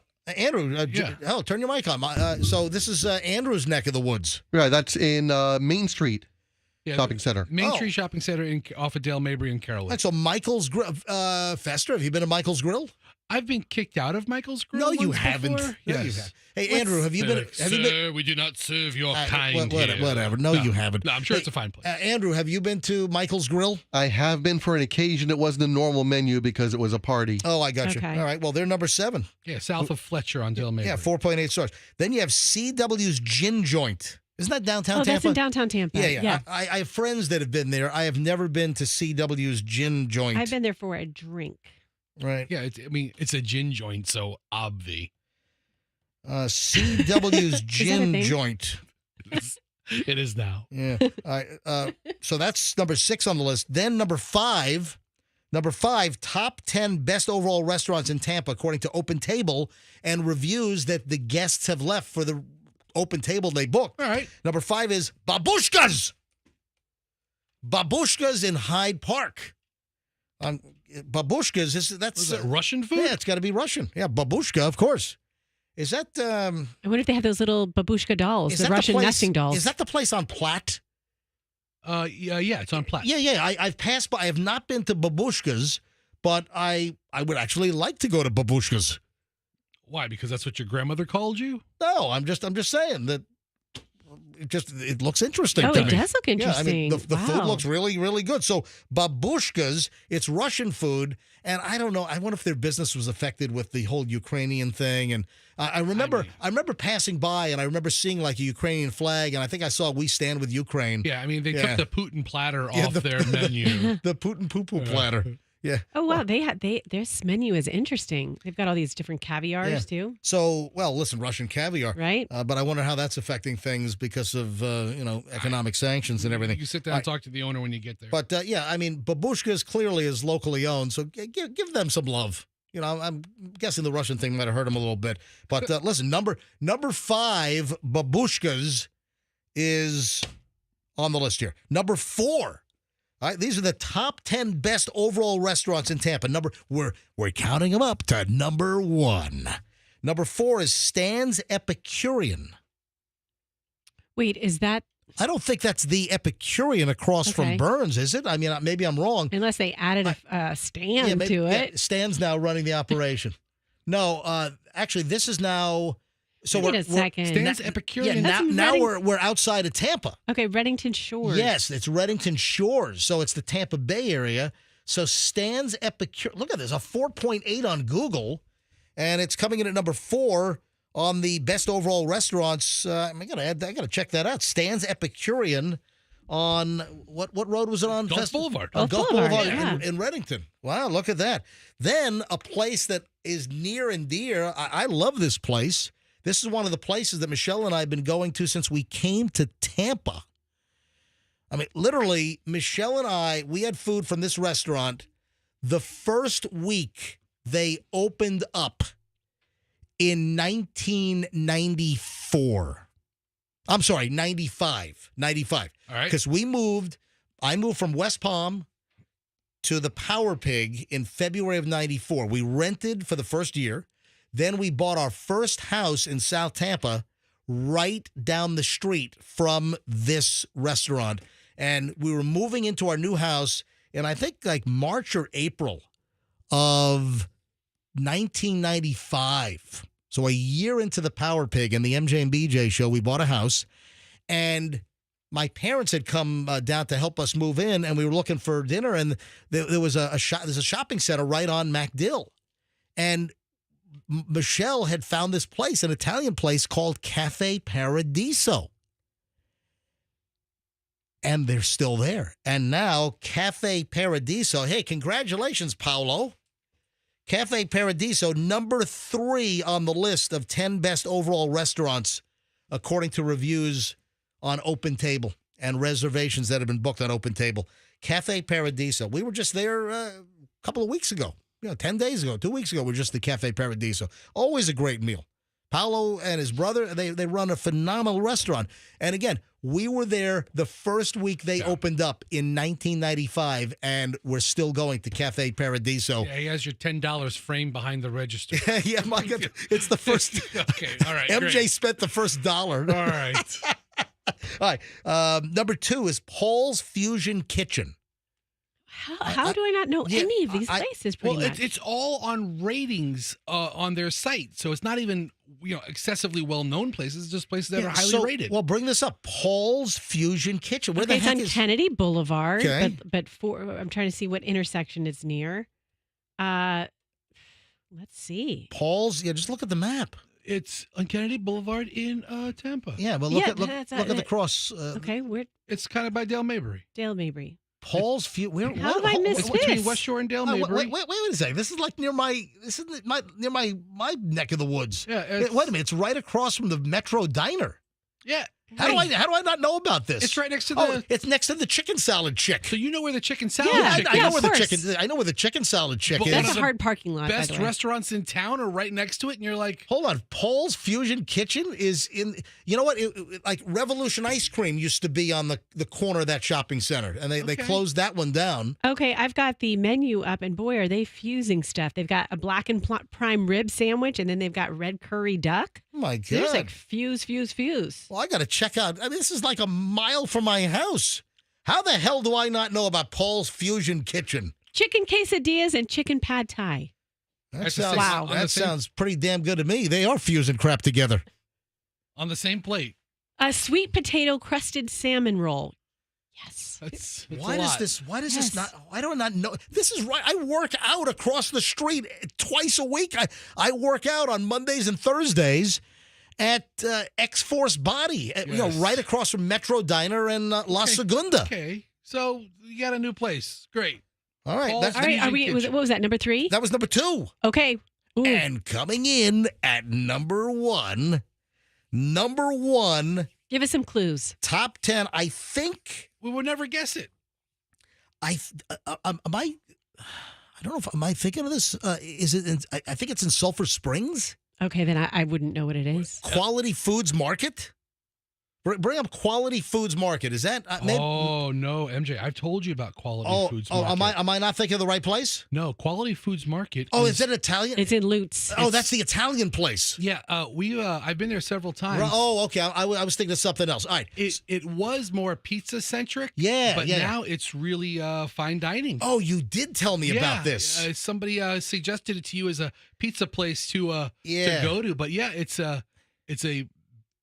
it has one of a very impressive wine selection and drink selection for a smaller place. Wow. And they have a whole gourmet menu, and I usually go there for the pizza. But it's a great place. So number 1 on the list, Open Table, 10 best overall restaurants in Tampa. Number 1 is Quality Foods Market. Absolutely. Okay, Quality Foods. It's Italian deli and bakery, but I think they need to change their name because right when you said it, I'm just like, okay. I don't picture Italian. That's what they're got to work it in there. That's what they're known for. I mean, you got to know about the place. They have a pretty impressive wine selection, and it's in a strip mall. And it's a regular rectangular storefront. It's like half market and half a very small amount of tables, but really great stuff and quality food. Michelle just sent me a note and Michelle's listening and just texted me. Chloe had Paul's Fusion Kitchen recently. Oh, okay. What did she think? I don't know. I'll have to check with Chloe. Hang on, let me call Chloe. I think she's on the way to work right now. Hold on. That's very cool. Congratulations to Quality Foods in LA and the whole list here. And my buddy Paolo that owns Cafe Paradiso at number 3. Hello. Hey Chloe, you went to Paul's Fusion Kitchen? Hello? Yes. All right. Can you talk for a second? Yeah. On Kennedy?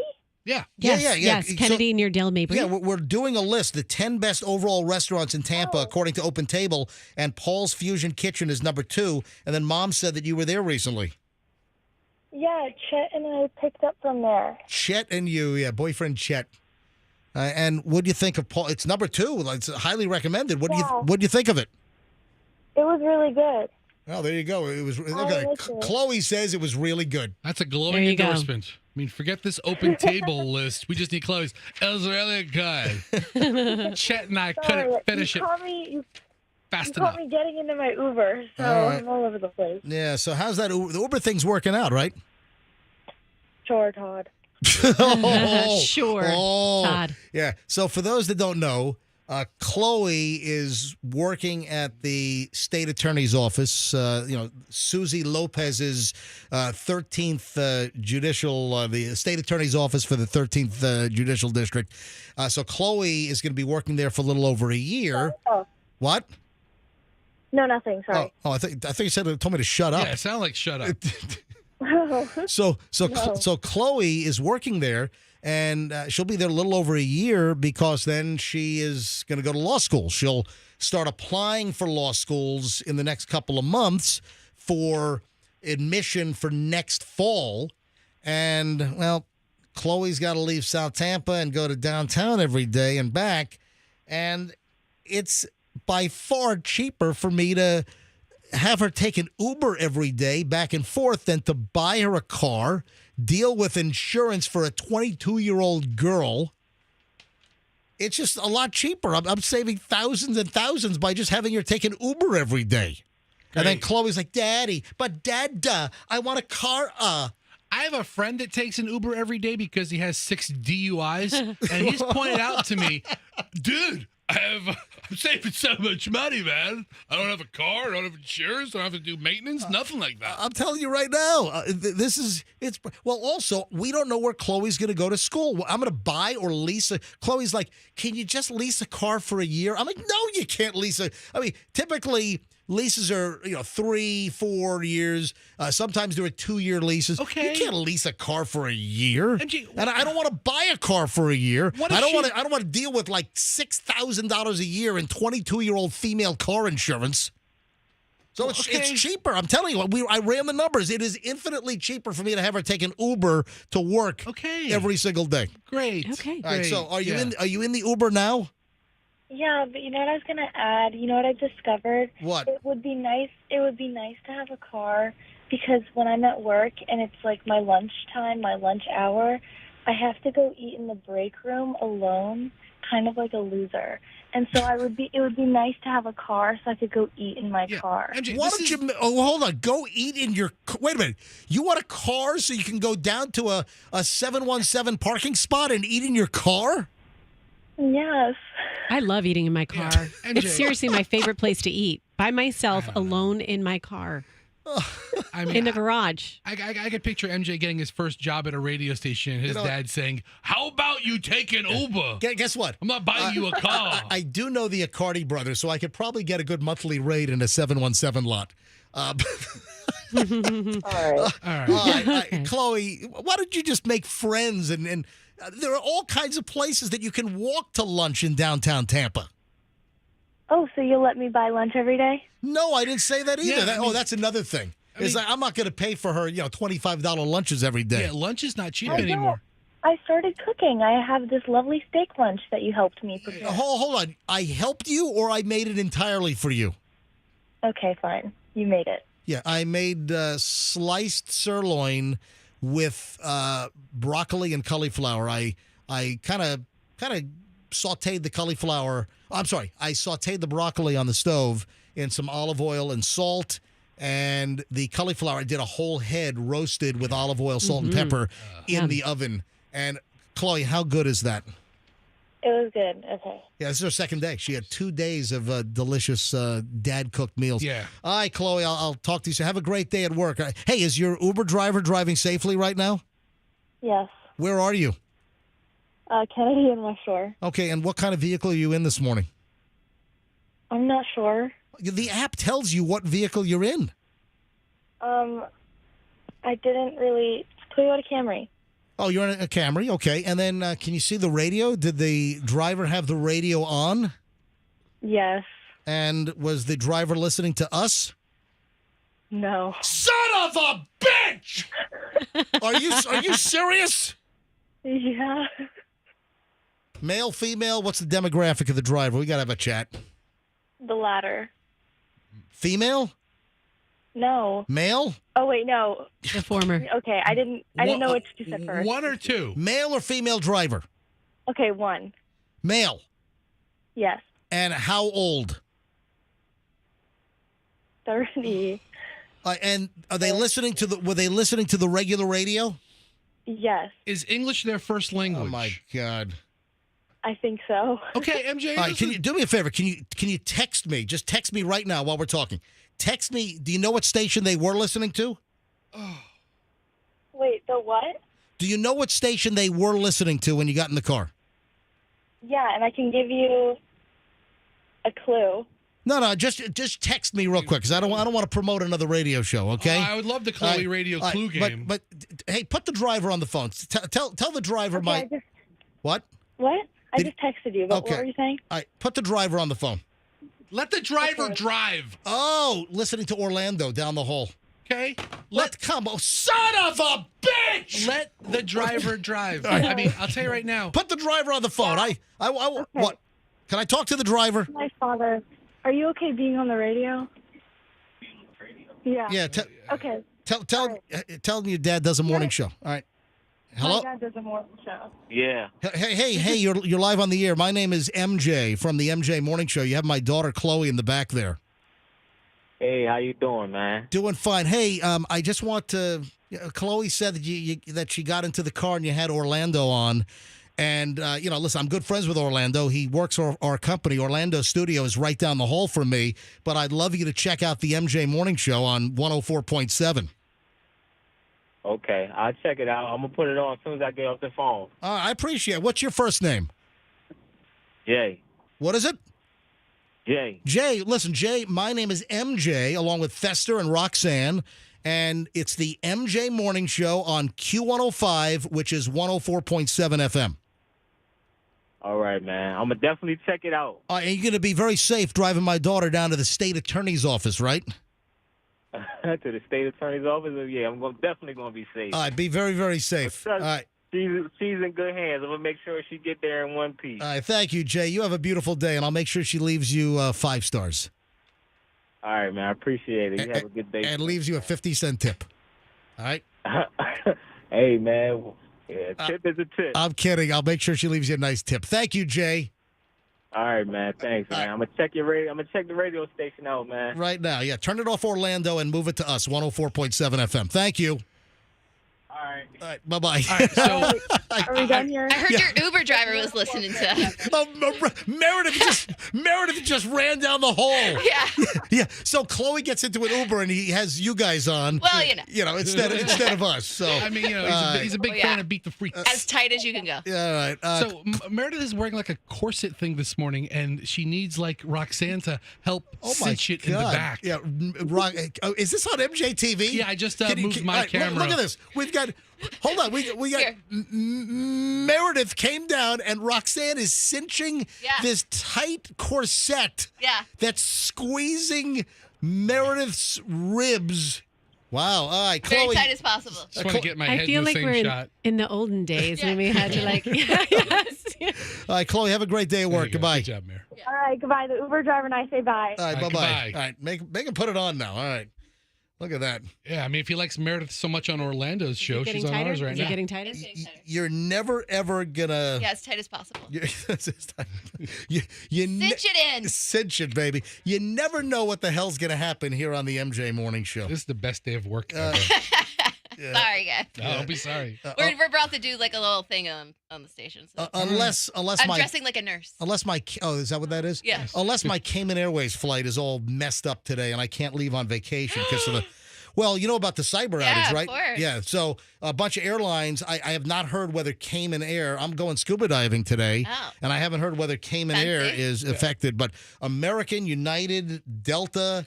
We're all really concerned for him, Mayor. Woo! Does your top feel good? Yes. It looks. Your top, it looks Looks good. great. It looks great. Thank you. Oh wow! Look how tight that is. I've got to do the bottom now. Okay. All right. I gotta smoke. I'm sorry. So can I have a cigarette break? let me check. I'm going to check Tampa International right now and see where we are and what flights are taking off. Folks, I'm not seeing, again, I'm seeing no Delta, no American, no United. Spirit Airlines is taking off right now. So Spirit appears to be unaffected. Spirit is leaving Tampa right now for New Orleans. Right behind that is Frontier, Tampa to Islip out on Long Island. But I see JetBlue taxiing. JetBlue is getting ready to go to Newark from Tampa.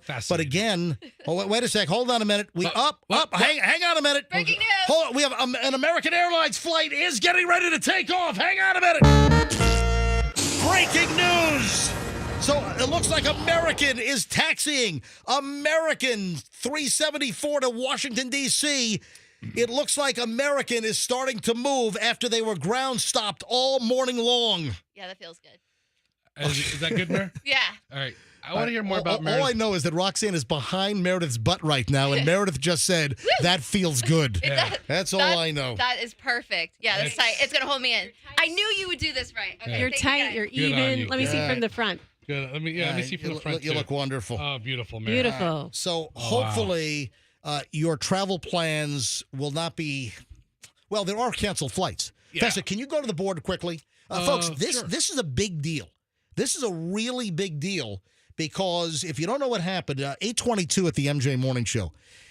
Earlier this morning, I guess middle of the night, a company called CrowdStrike, which is a cybersecurity company, and CrowdStrike, it's supposed to keep Windows-based computer systems safe. And they did a middle-of-the-night software update, which just screwed up systems worldwide, bringing on the BSODs, which are the blue screens of death on Windows computers all over the place. So CrowdStrike is a cybersecurity behemoth, providing desktop and computer system network security for computers. I guess it's mostly Windows-based systems, and it's caused just a massive, massive screw-up on the airlines, banks, 911s. Really, I just got a text. Yeah. Hillsborough County Center in downtown Yeah. is totally shut down because of CrowdStrike. Oh, I mean, this is Smith. I mean, it's coming by a text off of a listener's number. Breaking news. I don't know No if work this is today. news. I don't trust my text line. That's just a text. I'm telling you. Listen, that's just a text. We report hot gossip. I'm getting a text from a listener who says that Hillsborough County Center is affected. I hope when Chloe gets down to the state attorney's office, I hope that her computers are working. Or Jay can just drive her back home. Yeah, Jay can just flip it right around. Yeah, so massive outage linked to CrowdStrike takes down computers around the world. You know, tragedy struck in Winter Garden. What was it, Winter Haven? Where was it? Where the 7-Eleven couldn't take credit cards. I mean, son of a, really. What do you mean I can't charge this Slurpee? Yeah, I'm hoping. Oh, God. I mean, I've been looking so forward to this trip. I hope we don't get all mangled up on my trip down to. If you care. Yeah. Delta to Atlanta delayed the 8:30 flight. United has a canceled flight to Newark. Just stop for a second. All right, hold on. Go back up to the top. So Delta was a 6:25 flight, Delta to Atlanta, and now that's delayed until 8:30. So that's 5 minutes from right now. United, a 7 a.m. United flight to Newark has been flat out canceled. Delta from Tampa to New York LaGuardia is supposed to leave at 7:05, delayed to 10:05. Nice 3-hour delay. 3-hour delay. Delta, Tampa to Minneapolis was a 7:07. It's delayed till 10:07. Another 3-hour delay. So it looks like most of the flights are getting back up and running just with 2-3 hour delays. Now, MJ, I have a hypothetical for you. But also it's Delta, United, and American. Again, Southwest, Frontier, Spirit, Silver. Those airlines appear to all have been running today. Yes, Rox. What if you don't? What if your flight gets canceled today? I mean, that won't necessarily happen. But could you go tomorrow, or will it mess up the whole sequence of events? It might, because the flights are very limited, and for me, the most limiting flight is the Little Puddle Jumper, because it's only a 17-seater. So flying from Tampa to Grand Cayman, which I'm doing this afternoon. That's on a big 737 MAX 8. So that's on a good-sized plane, Tampa, right down to Grand Cayman, and it's an hour and 24 minutes typically. And then I sit on the ground for about an hour, and then I get on a little Twin Otter, a Dash 6, and that's only a 17-seater. That's the constraint, is when those planes are sold out, it's sometimes tough to get over to Little Cayman. And I'm going with 2 other pals. It's a 3-guy dive trip. Sounds like a gay old time. All right, we stop. Are you guys flying together out of here? Yes, we're all on the same flights, everything. All right. If you care about canceled flight, there's the 8:45 United to San Francisco, then on to Seattle. Right. Canceled. So if you had a big trip out west planned this morning, it's canceled. Most of them are just delayed. Keep going. Let me see if keep going. See if my flight is 2:55 p.m. That's going to be a lot of pages back. Yeah. Well, just keep going. Just keep hitting the arrow. Look at the times. No, you just passed it. Dude, you are the. I don't know if every airline's on this flight. Well, hang on. It should be. It's not. Look for 2:55. Go back one more page. All right, keep going. All right, now hold on. Go back one more. All right, now scroll up. Scroll up.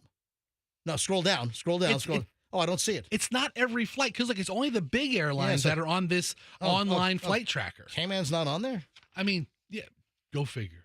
All right. Anyway, so that's what's going on. If you go to work and you got the blue screen of death, and then Don, the IT guy, told us a little while ago, about, 50 minutes ago, Don, the IT guy, told us that every computer has to be manually reset. That it's not a tough fix. It's just a laborious fix. Starbucks in Spring Hill could only take cash this morning. Son of a... Yes. Wow. Or pay via cash apps on mobile ordering. Well, what if the you know what? What if the banks are? I wonder if ATMs are in good case. Well, we know that banks are affected as well. Yeah. Okay. That's a good point. You know what? Let's go to phones here quickly. The person who said Hillsborough County Center said that they are an employee at the county attorney's office. Oh, wow. So, I mean, a lot of things. I mean, we all love the airport as much as you do, MJ. Yeah. But let's talk about things that are really affecting people not at the airport. Well, that's why I've been saying 911 in some places, computer. Well, listen, I talked about the 7-Eleven in Winter Haven is having trouble, okay? I'm with you, but we're a little plane heavy. Let's go to the phones. All right, I'm a plane nerd. I know. And the airport's a big operation. All right, let's go to phones on this.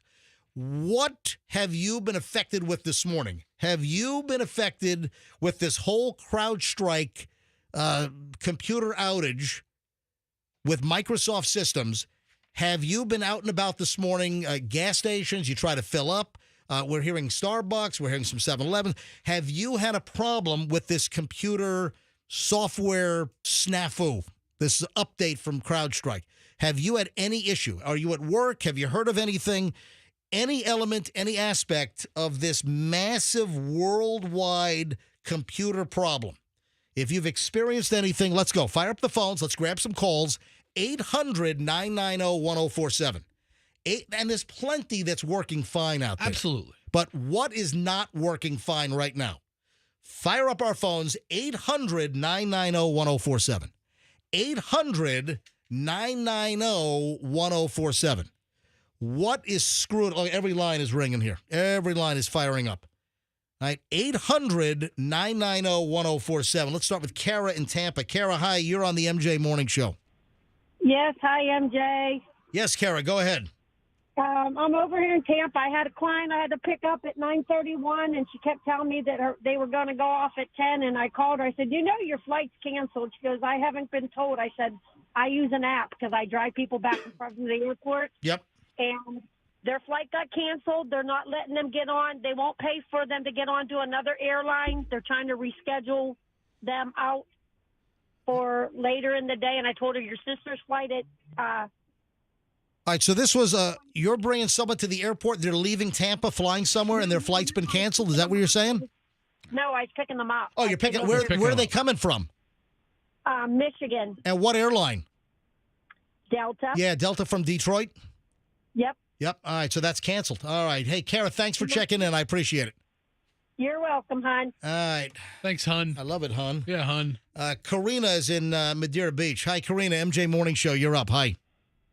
Hi, yes, I was just calling because I just tried to pay my rent online because I'm moving to Redington Beach, and the Zelle app is what my landlord is having me pay through. Yep. And it's completely down. It says no internet connection. I texted my significant other. He's saying the same thing, and it's connected to a bank. So I'm guessing. So we don't know if it's Zelle, but it could be Zelle connected to your bank. Right, yes. If you don't mind me asking, what is your bank? Chase. All right, so Chase. So Zelle through Chase is not working for you or your significant other. Right, yes. All right, look, see, this is real deal stuff now. She's trying to pay rent. I have a guy texting me. He works for a home renovation company. Yep. He can't get his daily list of jobs. Oh, wow. His Oh, my appointments. gosh. And he goes, man. I can't go out and do my jobs because the computer system isn't updating. Man, this CrowdStrike and Randy and IT that ran this faulty update early this morning, Randy is in so much trouble. Yeah, he's probably going to, Randy is in trouble. Anyway, Karina, best of luck. I wish you the best. Thank you. I'm sure the stock Thank market you. isn't Bye. Bye. The stock market isn't going to like Randy. All right, Jake in Spring Hill. Jake, you're on the MJ Morning Show. Hi. Hey, how you doing, MJ? Long-time listener. Thank you, Jake. Go ahead. How's it affecting you? I work for Trimark Strategic here in Tampa. Hold on. You work for whom? Trimark. Oh, Trimark. All right. And we handle all the Publix supermarkets, all up and down from all the way up to Gainesville. Yep. And all the way down to Miami. And our whole entire database that we do our remote servicemen, it's called RFS, is down. And we can't even clock in on our punch-in app. Oh, wow. All right. So what type of work? So Trimark, what do you guys do? What? We do commercial kitchen equipment. It's all commercial kitchen appliances. Oh, so you service Publix with all of like the deli the stuff deli and the preparation equipment. The bakery. That is correct, sir. I got you. Thank you. I wish you the best, Jake. Thanks. I mean, we're getting real life issues now, and not just my airport centric crap. Oh, Delta's delayed an hour. Shut up, Fester. Marcy in St. Pete. Marcy, hi. You're on the MJ Morning Show. Hi. Hi. Marcy, how are you being affected by this computer cyber issue? Yeah, I'm glad you said something because I'm a nurse. I work at the Springs in Pasadena, and our computer system all went down for a couple hours. Are they back up now? Yes. All right, well, how long were they down? A couple hours? Couple hours, yeah. We didn't know what was going on, but now you answer the question. All right, well, probably because of this whole CrowdStrike situation with a Windows-based system. Thank you. Hilda in Sanford. Hi, Hilda. You're on the MJ Morning Show. Welcome. Hi, thank you. It's my first time calling in. Yeah, our system at work is down as well. And my husband had called me earlier telling me that his system was down too. So the system that we use to log in to take care of our members is down. We can't. What type of business? What kind of members? We work for, we're a Medicare Advantage. Gotcha. Company. Yeah. All right. Listen, this is affecting just so many companies that use Windows-based system that are using this third-party cybersecurity vendor called CrowdStrike. Thank you, Hilda. Mike is in Tampa. Mike, you're on the MJ Morning Show. Hi. Hey, good morning. I just left the airport. Like the lady a couple of callers ago, I drive a shuttle back and forth to the airport side, which is where... Oh, hold on. You dropped out a second. Start again. You just left the airport and you what? The blue side, which is where United American and Delta are located. Yep. It's like a ghost town. I mean, I didn't see any cars on the blue side. Because they're all canceled. Yep, the red side, which is southwest, is looking normal. But the blue side at the airport, it's a ghost town. Wow, that's because of the cancellations and the delays for Delta. What is American over there as well? Yeah, and United. And United. So all three of those, and they're all on a ground stop or delay. Well, they're starting to kick things back up now. The inbound flights. Yeah. They're coming. The arriving flights. The arriving flights. Yeah, okay, nobody's landing in Gotcha. Tampa. Yeah, because we're hearing that some of the counters are all jammed up on the departing, but the arrivals you're saying are empty. Yeah. All right. Thank you. I appreciate the call. Thanks. Have a good one. All right. Paul in Lakeland. Paul, you're on the MJ Morning Show. Hi. Good morning. Hey. Yes, so Mid-Florida Credit Union system's down. That's who we bank with. I tried to make a deposit this morning, and all of their offices are closed and aren't working. My wife tried using her debit card this morning, and that was also not working. Oh. So it's everywhere. It's widespread, apparently. Thank you, Paul. Kathy in Bradenton. Look, it's not just 7-Eleven, apparently. Kathy, hi, you're on the MJ Morning Show. Oh, no. Hello. Yeah, Kathy, what's the issue in Bradenton? So I went to Circle K. Hey, Kathy, it sounds like you're phoning me from the trunk of your car. Can you get a little louder for me? Okay, so I went. Apparently. Thank you, Paul. All right, go ahead. In Bradenton. Hey, turn your radio down now. Turn it down. You're on the MJ Morning Show. Hey, Kathy. It's you, Kathy. Kathy, turn it down. Kathy, what's the issue in Bradenton? Jeez. Kathy! Her phone is affected My God. by this Microsoft. Yeah, she just hung up. All right, okay. All right. MJ, I got All right, a text. Kathy was going to say she was having trouble at Circle K in Bradenton, that they would only take cash. I'm talking to somebody via text right now that Yeah. says the entire Hillsborough County library system, their computer system is down right now. Wow. Can't check out a book. Well, that's terrible. Mike in St. Pete. Mike, you're on the MJ Morning Show. Hello. Good morning, fellas.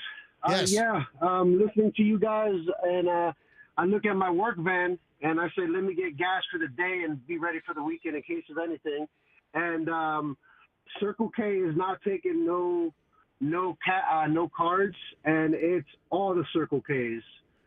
So I'm not sure what card system they use. Well, I don't think it's the card system. It's connected to the CrowdStrike security system, which is a third-party vendor on Microsoft-run systems. So it's not Microsoft. It's not Circle K. It's this CrowdStrike that is a third-party system that there was some kind of a corrupt software update overnight that effed things up worldwide.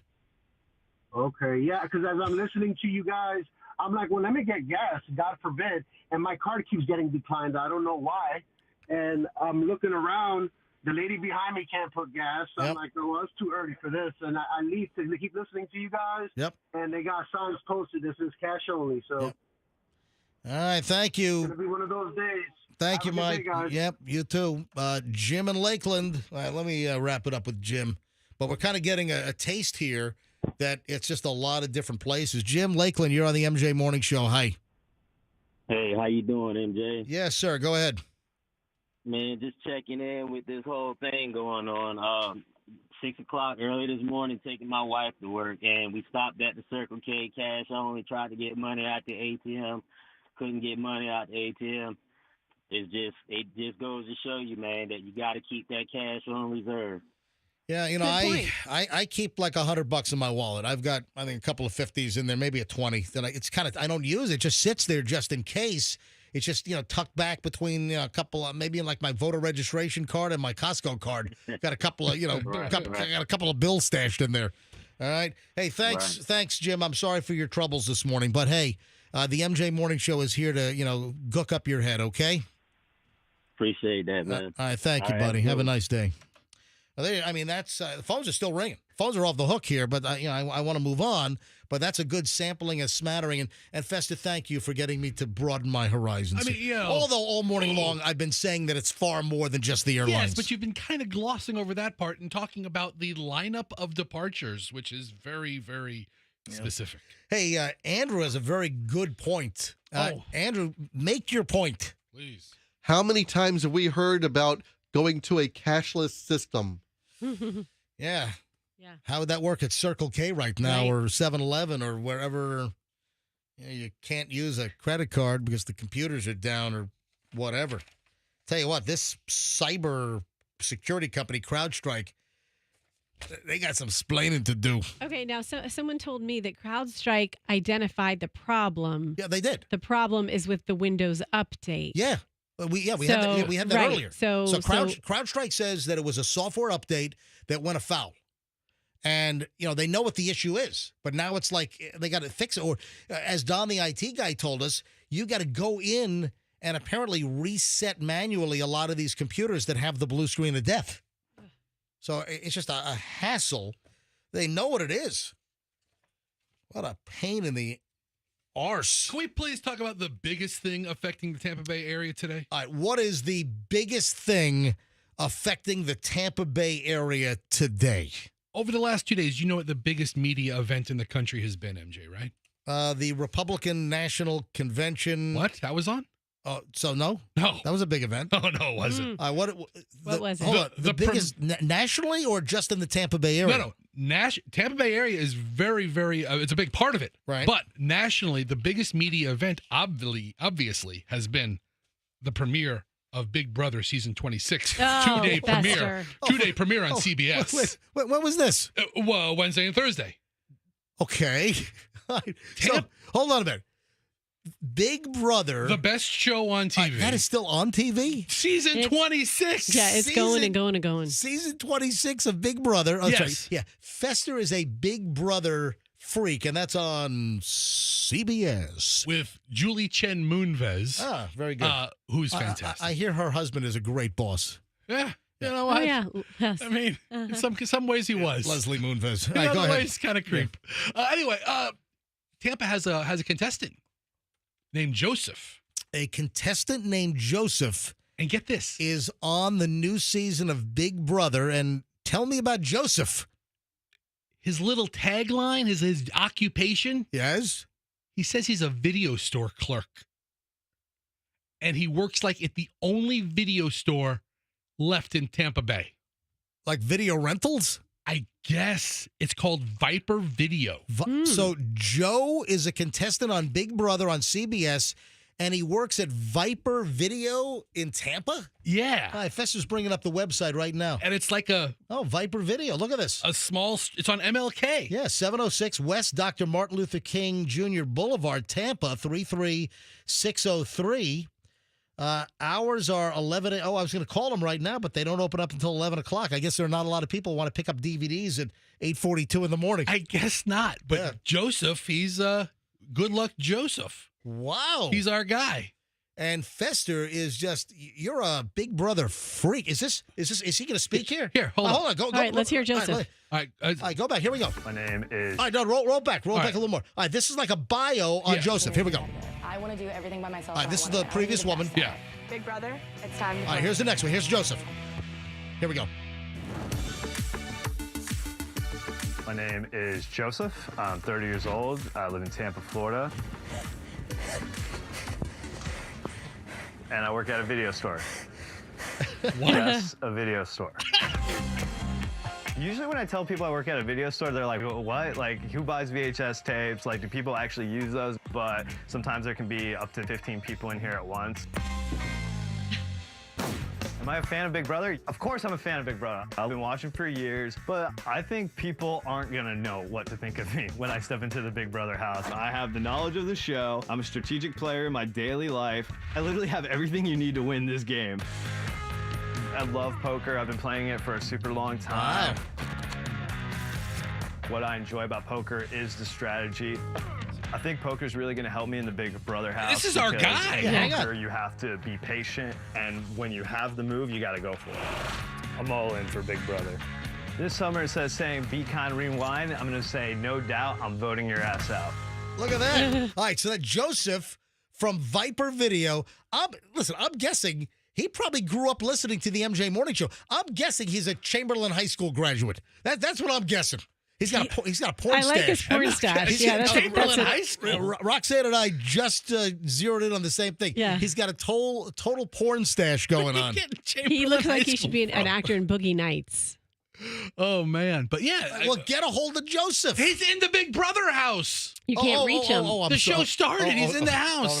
So it's live, right? Yes. Yeah. See, I'm not a huge Big Brother expert over here, but Fester is. Anything you want to know about? So he is like quarantined out in Hollywood in the Big Brother house. Yes. On CBS. Yes. I got to tell Julian about this video store because, DVDs are making a comeback. Like the 4K, the ultra high definition and the 4K and Blu-ray DVDs. There's like a resurgence on these things. And they're becoming really collectible. People are getting back into the high end, not the cheap, regular standard definition, but the higher end, high definition 4K DVDs are having a total resurgence. Yeah, I thought it was a cool store, a cool thing. I mean, who works in video stores? That's great. And speaking of movies and videos, guess what's getting a surprisingly good review? What? Long Legs? No, that already got good reviews. We've already done Long Legs. Okay. Michelle and I went to see Long Legs last week when it opened on Friday. Rust? No. Starring Alec Baldwin? That's not out yet. Oh, okay. No. Come on. The new Minions movie No. that's coming out? Yeah. No, that's been out already, hasn't it? I think it's coming out soon. Oh, I saw a commercial. there's some other animated movie that's out. Come on.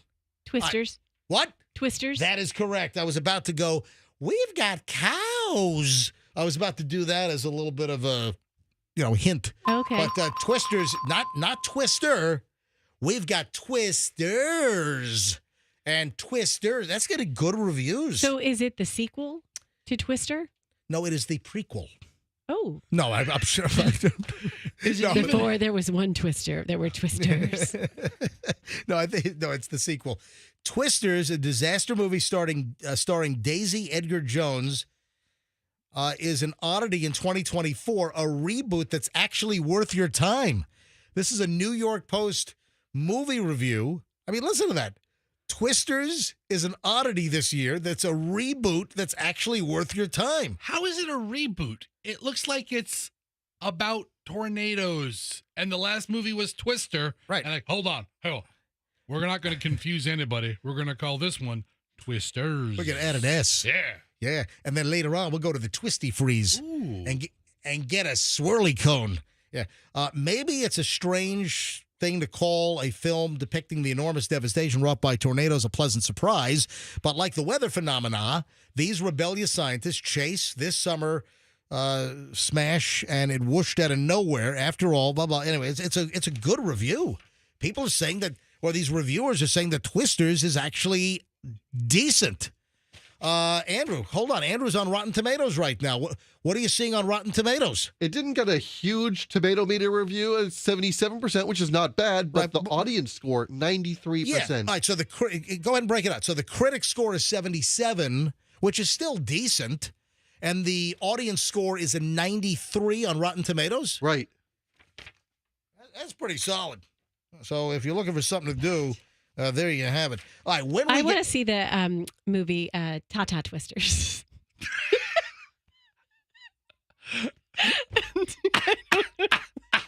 Oh, because you can't say yeah, you dumped me the other day. I said that and you dumped me. So did I say it properly? Tata Twisters. What? Tata. I saw a sneak preview of it while you were tightening Meredith's corset. I know you did. That's what I was thinking of. Twister. Yeah, that. Twister. Best day ever. Oh, my God. All right. Rolling up on 8:49 now at the MJ Morning Show on Q105. Did you hear the Tiger Woods thing? Tiger Woods, was he all pilled up? Man, there's an audio bite regarding Tiger Woods. You got to hear it. Janet Jackson. She's doing an interview and says she doesn't like to answer questions. How do you do an interview if you don't like to answer questions? Janet Jackson was in town last week, or this week, Tuesday night. This coming Tuesday. No, this. What? Janet Jackson was already here? 2 days ago, I think. I don't know. Can you just double check that? No, she was at the Amp. Oh, was she already here? Yeah. All right. Well, I don't know. Anyway, we have a lot of stuff coming up. I've got a Dine and Dash story. We have a lot of that. You're not going to believe is in the news. I'm going to play you a sound effect, and you got to tell me who. We got a little game coming up. I'm going to play a movie line. You got to tell me who it is, because this person is in the news here in Florida, and it's not good. We'll get to that coming up in just a bit. Oh, shower surprise is coming up. I actually have 2 shower stories in just a bit. Man, we have a lot. I'm looking at my pile, and there is a lot next. We still have an hour to go virtually here on the MJ Morning Show. You do not want to miss what's coming up. I'm telling you, the best part of the show is coming up next. The absolute best part of the program. Let's talk about your next celebration and how the cake girl is going to knock.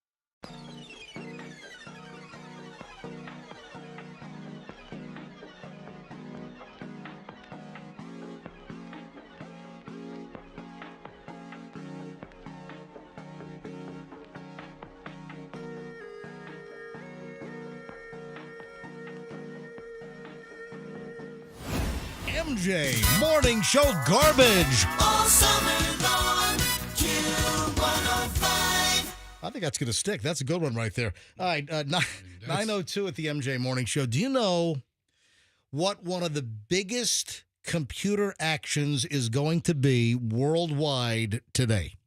Yeah, throwing your computer out the window. Well, I think someone's going to want to do that. No, seriously. What is the biggest computer action worldwide going to be today? I'm going to tell you right now. 1, 2, 3. 1, 2, 3. Come on. I don't know. What? Control, Alt, Delete.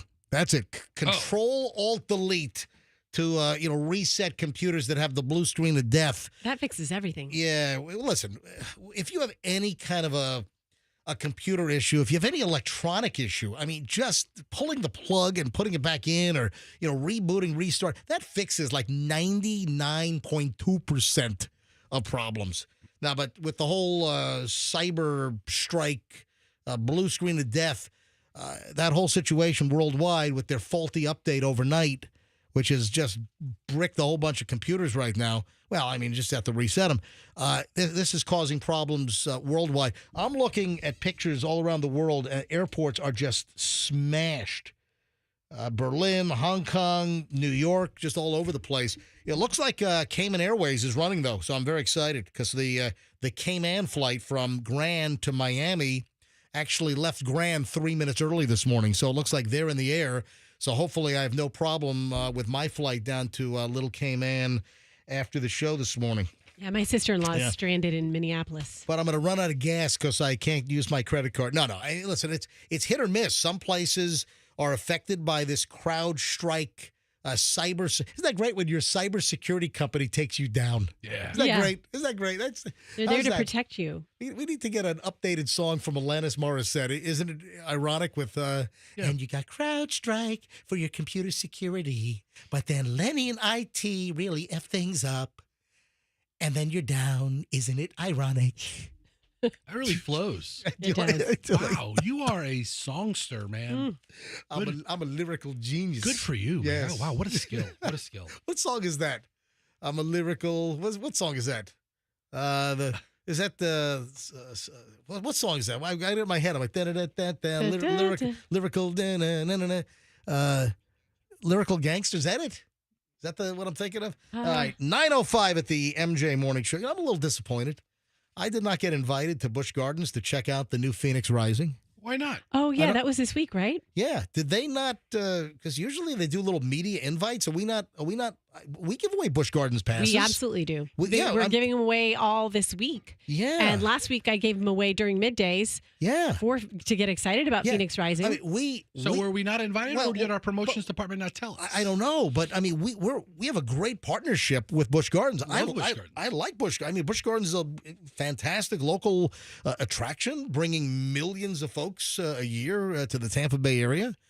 But usually, if opening up a big, I just remember back in the day, like the morning shows, I used to get invited to like a soft opening or a preview. Hey, you get to ride, the different roller coasters, and nobody reached out. I would have gone with Michelle and Chloe to check out, Phoenix Rising at Busch Gardens. But nevertheless, they're a longtime partner. We give away tickets. Rox, you just gave away tickets. You said last week.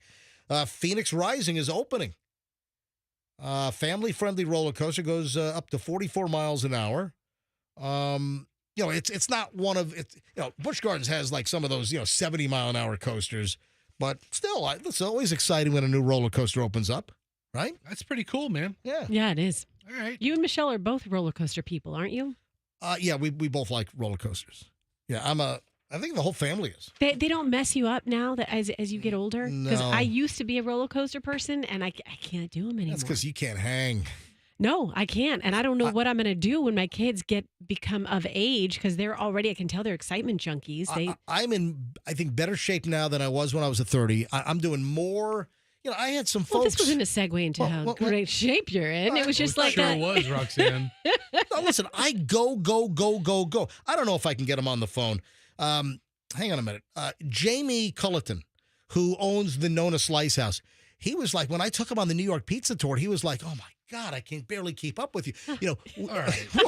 Okay. What? No, because we don't need this at all. No, hold There's on. got to be something better to talk about than how good a shape you're in. No, I'm just saying. There's got to be something better. No, because listen to me. Roxanne is like saying she doesn't know what she's talking about. I can't keep up any longer. It's a passing observation. It's not keeping up. Like the G-forces do something different to your body as you get older. Once I got into my 30s, I couldn't do G-forces anymore. They make me feel like all rattly the whole day. I don't know either. Anyway, congratulations to Busch Gardens. Oh, you're working out at X-Force, so it makes sense. You're able to do G-forces Roxanne, because you stop. work out at X-Force. Just stop. Don't. You're stopping them and then encouraging them. Fester's like torpedoing content on a daily basis on this show. Let's go to phones. Let's see how call in right now if you want to hear what a great shape MJ's in. Listen, give out the number 1-800-990-1015. You're a cranky, naysaying, contrarian Fester. I'm not. I'm the voice of the people.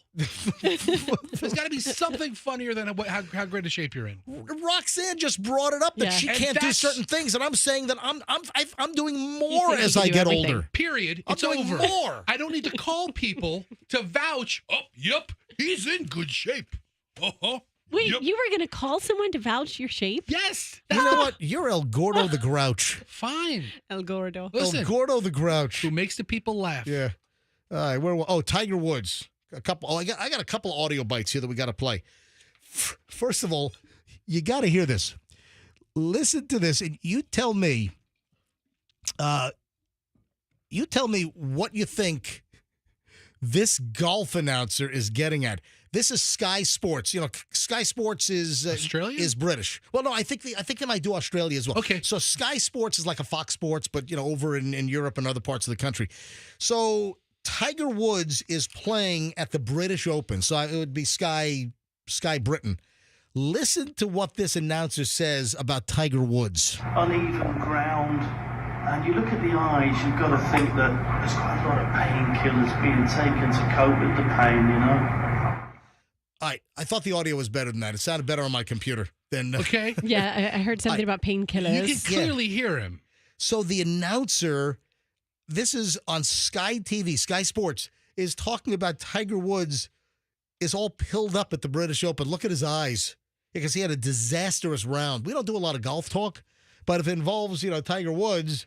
And, he's all pilled up. And you get the announcers on TV talking about how, look at his eyes, he appears to be all pilled up.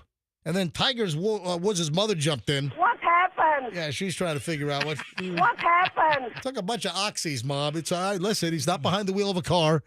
He's not behind what was that, an Escalade he smashed into the tree? No. Hold on. He backed out of the driveway after the fight with Ellen Nordegren and then smashed into a tree. And that's when Tiger's mom said, "What happened?" And then, remember, he flipped over the Genesis whatever that thing is, the GV90 or whatever. He rolled their like $90,000 SUV like 32 times. Down at Laguna Beach or something in California. So Tiger has come out. And he has denied that he was on painkillers. The TV commentators claim that he was on the painkillers. Yeah, that's a ballsy claim to make if you're a commentator. Are you supposed to do that as a TV commentator? Are you supposed to be like an announcer? Can you imagine? Who was like Jim Nantz or some of the Al Michaels? Some of the big play-by-play folks. Who was it? Buck? What's his face? Joe Buck. Joe Buck. Yeah. Can you imagine that? Oh yeah, and here comes. Well, here comes LeBron. He looks all pilled up today. Boy, does he look hungover. Look at this guy. He looks like he's on some meth. Doesn't Jim Nantz do the Masters, right, on CBS? Yeah. Hello, friends. Tiger Woods. Speaking of sports. Yes. Who knows what this is? Listen. Let's have a warm LT welcome. Bobby Boucher. Come on, Bobby. Thank you, Mr. Navigator. Tell me, what is your secret? How do you find yourself in the right position all the time? That's a good question. What happens is the center has the ball first, and quarterback will say hike. That's when the center puts the ball into the hands of the quarterback. So what I'll do is I'll start tackling the quarterback unless he get the ball to somebody else, in which case I'll try to tackle that person. Gentlemen, what brings me to my next point. Don't smoke crack. You know who that is, right? Adam Sandler. Yeah, well, Adam Sandler's doing the water boy, Waterboy. but at the very beginning, it was kind of a tip-off. It Yeah, was LT, yeah, Lawrence Taylor. Yeah. Let's have a warm LT welcome. Bobby Boucher. Come on, Bobby. Yeah, here we go. And, of course... Gentlemen, which brings me to my next point. Don't smoke crack. Well, also, Lawrence Taylor, don't get arrested again here in Florida for failing to register as a sex offender. Oh my gosh. Oh yeah, this is he was arrested in Florida, like right nearby at Sunken Gardens, wasn't it? Years ago. In St. Pete, was he? I don't recall that one. Listen, hold on. He was visiting major St. Pete tourist attraction on 4th Street, right down the road here, Sunken Gardens. He was looking That just popped into my head. Wait a second. LT's looking at their two flamingos and he gets arrested. You think that he was looking at some Canary Island date palms, and he got arrested at Sunken Garden? What? Find that story for me. Find that one. I don't know why.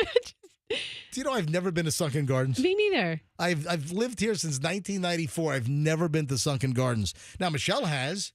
You know, my kids have because they do some like short crest field trips to Sunken Gardens. I've passed by it a jillion freaking times.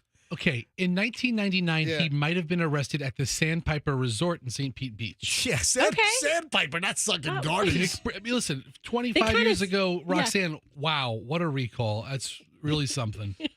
Hall of Famer, tried to avoid cameras. He was Pinellas arrested County. at that jungle golf place on US 19. Or Celebration Station, right? Yeah, he was riding he took one of the little motorized carts out onto the US 19. All right, here's the update. Lawrence Taylor was arrested again in Florida this week, according to TMZ Sports, after he was accused yet again of failing to follow conditions imposed on him as a registered sex offender. Broward County jail officials told TMZ Sports that LT turned himself in on an outstanding felony warrant this week, Wednesday, and was thrown behind bars on one charge of failure to report name or residence change as a registered sex offender. I mean, yeah, if you're on that list, you got to tell them every move you make. Yeah, the ex-New York Giants superstar remained in jail for several hours before he was released on bond around 3 a.m. on Thursday. So that was yesterday morning at 3 a.m. It's the second time in the last few years that he's been hit with these kinds of allegations. In December of 2021, he was locked up for a similar offense. Taylor's attorney, Mark Eiglarsh. What happens if Mark Eiglarsh gets an eyelash stuck in his... Get an eyelash Eiglarsh? And if you're surprised about it, it's like, oh my gosh, Eiglarsh has an eyelash. Eiglarsh. It sounds like something out of Lord of the Rings or something. Eiglarsh. I am Eiglarsh. All right, so... Eiglarsh, LT's attorney, says my client Lawrence Taylor will be pleading not guilty to the recent charges. As with the previous incident involving the same allegations, Mr. Taylor did not knowingly commit any criminal offense. This situation is significant misunderstanding. We're confident that blah, blah, blah. All right, so what happens? He's a registered sex offender, and you have to report any change of address. There's very specific rules as to where a registered sex offender can reside. And you got to put up a sign saying, "Hey, kiddies, don't trick or treat here. I'm a kiddie. I'm a kid toucher." No, well, he's a sex offender, not a kid toucher. Well, hang on a minute. Here's the detail. Well, what is he? Here's what happened. So LT was declared a sex offender. He was declared a sex offender back in 2011 following the accusations he had intimate relations with a 16-year-old girl. That's right. And his status requires him to follow several conditions, including letting law enforcement know of residence or name changes. I mean, isn't it like he can't live too close to a school? Yeah, playgrounds. You know, things like that. So, yeah, you got to report that stuff, LT. I'm going to modify his line in Waterboy. Gentlemen, which brings me to my next point. Don't... Hang on, I'm going to try it again. Hang on. Hold on. Hang on. Here we go. And let me try it again. Here we go. Gentlemen, which brings me to my next point. Don't forget to register as a sex offender or change your address or name. A little wordy, but yes, I like it. I can clean that up. Hold on, here we go. Gentlemen, which brings me to my next point. Don't forget to change your address if you're a sex offender. How about that? That's better. There you go. You got to tell police. I mean, both of them really kind of stunk. Hey, if you're a dine and dasher, this is a Florida story, of course. If you're a dine and dasher, don't leave your purse behind. Schmuck.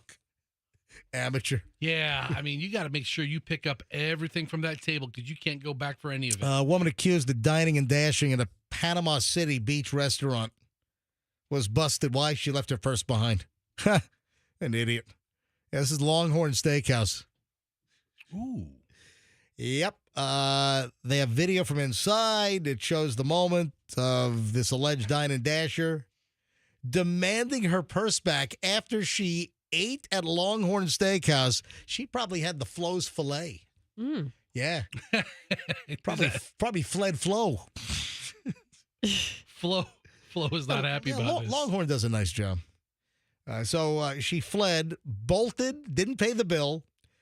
An employee is heard notifying a party of 14 that their table's ready, but the woman who captured the video asks just a moment, presumably to witness the altercation going on right down from the hostess stand.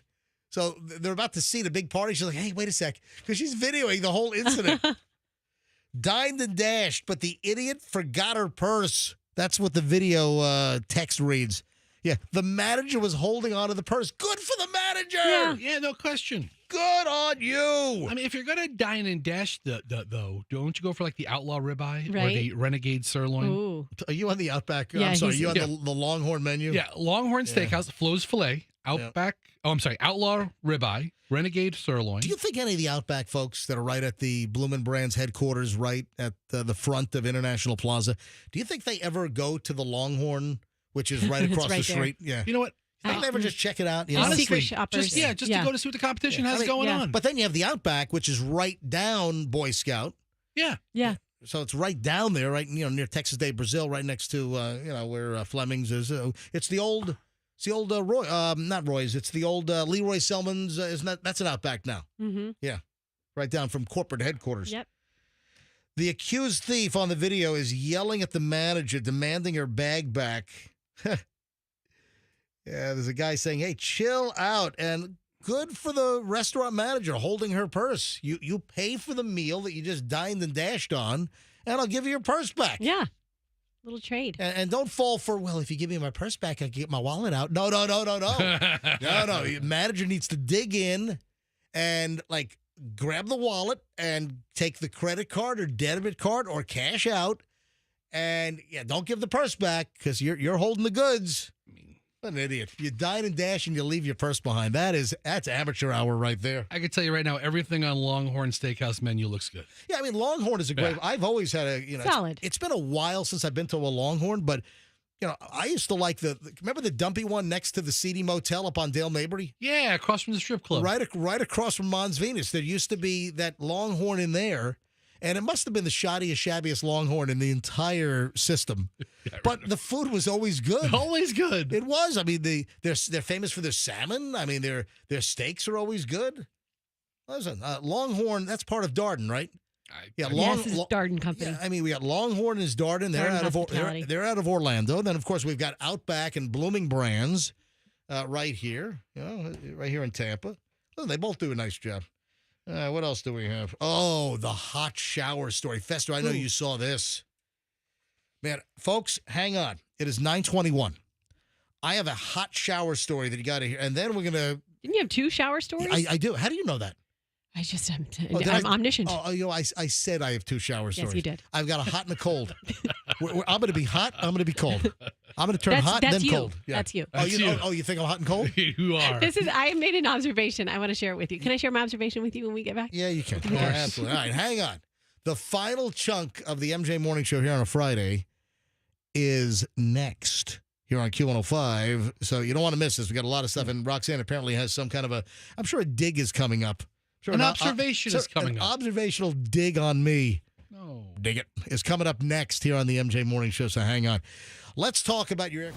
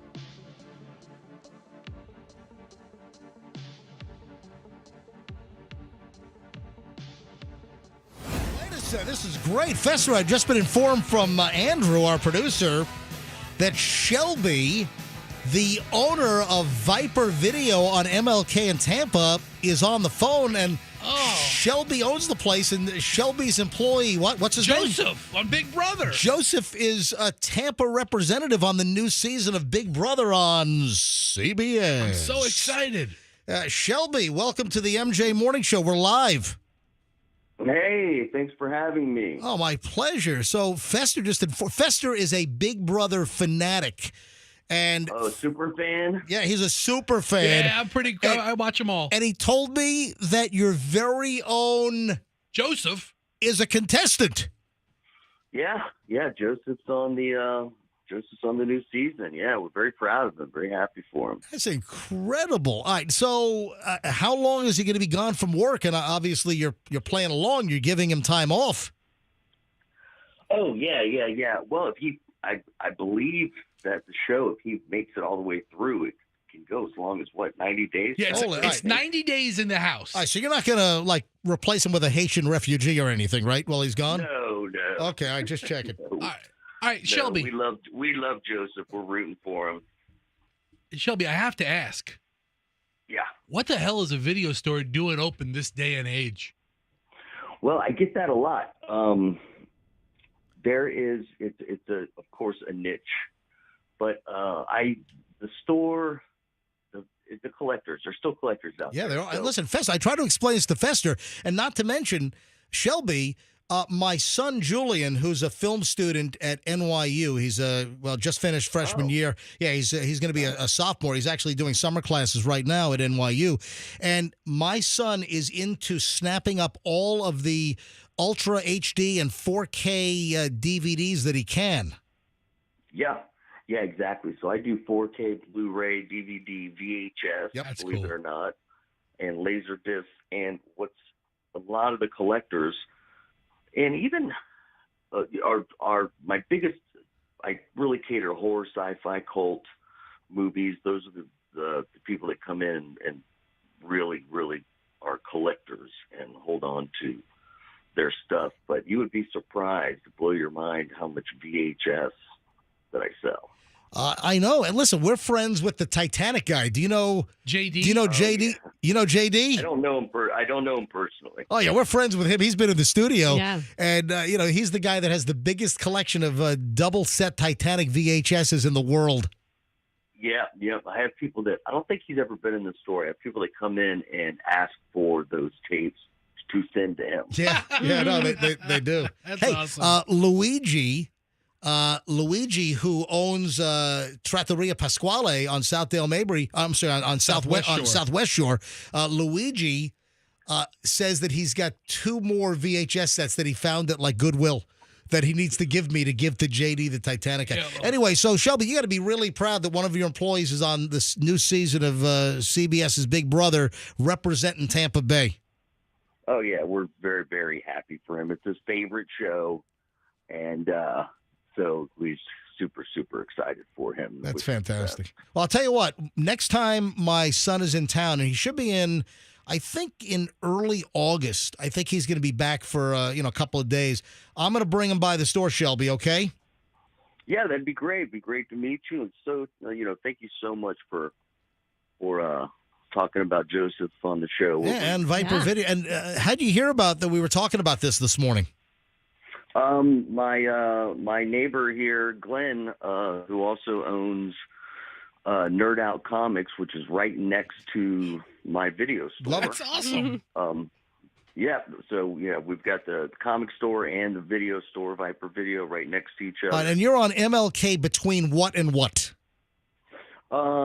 It's really like right near. It's 706 West Martin Luther King Jr. Boulevard, right near North Boulevard. Oh yeah. So Boulevard and MLK. Yeah, God. Yep. Yeah. I can't. Rome, I guess, might be. Yeah, Rome. Yeah. All right. Hey, listen, Shelby, I'm thankful that you called in, and good luck to your employee, and hope he wins Big Brother. That'd be great. All right. Thank you. You got it, man. Have a great morning. That's cool. Have a great one. one. What a cool shop. Yeah. And Viper Video got such a plug? Yeah, really. Because he's really standing did. in front. That's how I knew, because there's a picture of Joseph standing outside, and I saw Viper Video Tampa. I never heard of this place. On CBS.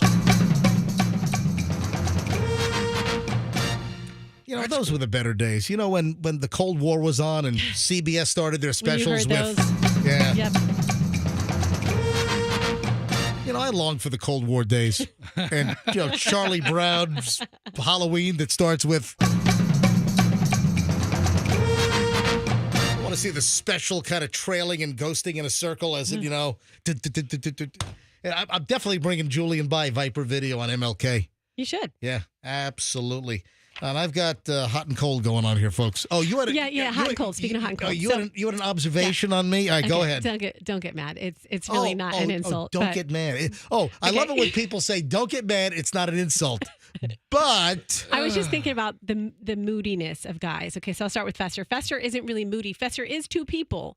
So some days you'll get good Fester, some days you'll get bad Fester. But Fester could be in a good mood and then be an ass to you. Or you, right? Am I right, Fester? All good points. All good points. We can't leave Froggy out. Yeah, moody. He's a bit of a moody Judy, a brooding moody Judy. Judy. Check his IG, and he is. Okay, but we love him for it. Now, MJ, I wouldn't describe you as moody. Here we go. But you man straight worse than any man I've ever met. Hold on. I what? Oh, my God. Hold on. I what? I've never heard that word before, but that is so right. Wait a minute. I don't know. What first of all, what's the term you just said? I said that you man straight worse than any guy I've ever met. I man straight. Yes, like all of a sudden you'll be so great for like 3 weeks in good mood or just MJ's so fun to be around. I'm like, oh, he's not on his period. And then there's that 1 week a month where MJ's a little touchy. Hold on. You mean menstruate? No, I mean you menstruate. It's man. You got to say it right. Then it would be menstruate. No one says it like that. It's not. No way said it. It's not menstruate. It's menstruate is the word. Menstruate. Menstruation. It's not menstruation. It's you know so much about it because you do it. I don't do it. I mean, this is so your you're saying I'm OTR once a month? Yes. You are. And once you know that, then everything's fine. Okay. Give him some grace. Oh, and is there a certain time of the month or does it float? About once every 3 weeks. Yeah. Tell you what. Really? Yeah. Can't quite set your clock to it, but you get pretty close. All right, very, very nice. Thank you so much. That's for yesterday, by the way. All the transitioning jokes. Oh, that's Roxanne getting back to me because Roxanne talked about her transition. Yes, exactly. And I asked her, is that where you had the Yeah. thing snipped off and turned inside? Or I'm sorry, you had it snipped off and then turned inside out. It was a rough procedure. Yeah. What, you brought up something yesterday about your transition. Yes, And from it just, one the way you career said to it, the next. It sounded like you made like a male to female transition. That's what it sounded like to You me. want to talk about a word that's ruined for all time? The word transition. It means nothing else. Yeah. All right. We have a hot and cold situation right here. Let's go with hot first. Ouch. Ooh. A Kentucky motel has been ordered to pay a guy $2 million after the guest died from a 150-degree shower. Oh. Yeah, man. So I believe your hot water heater should not be set to like any more than 117. I'm going to call Joe the plumber just a second here because he knows this stuff. The family, listen to this. The family of a 76-year-old Kentucky guy was awarded over $2 million for his death from second and third-degree burns in a scalding hot shower motel where the water temperature reached at least 150 degrees Fahrenheit. All right, according to Google, the ideal temperature for a hot water heater is between 120 and 140 degrees Fahrenheit.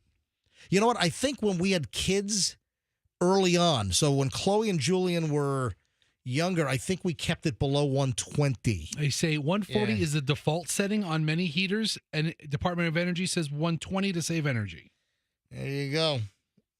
Wow. Court documents from the lawsuit allege that Alex Cronus checked into the Econo Lodge in Erlanger, Kentucky on November 18, 2021. The next morning, he turned on the shower, was immediately struck by extremely hot water that knocked him to the floor while the water continued to, oh, God.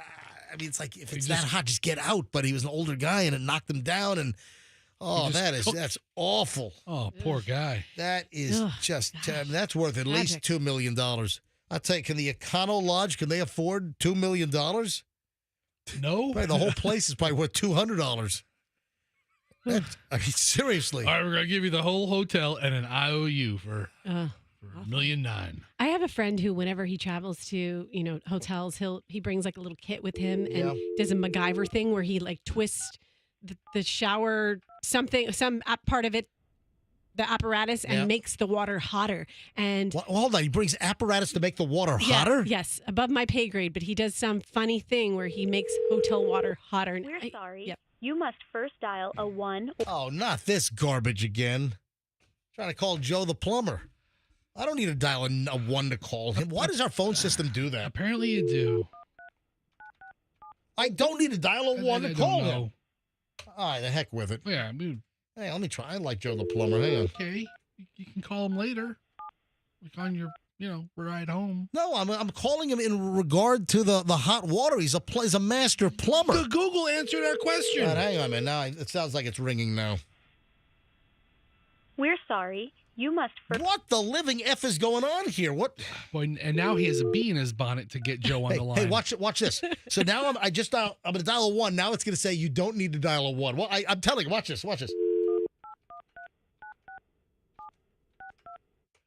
All right.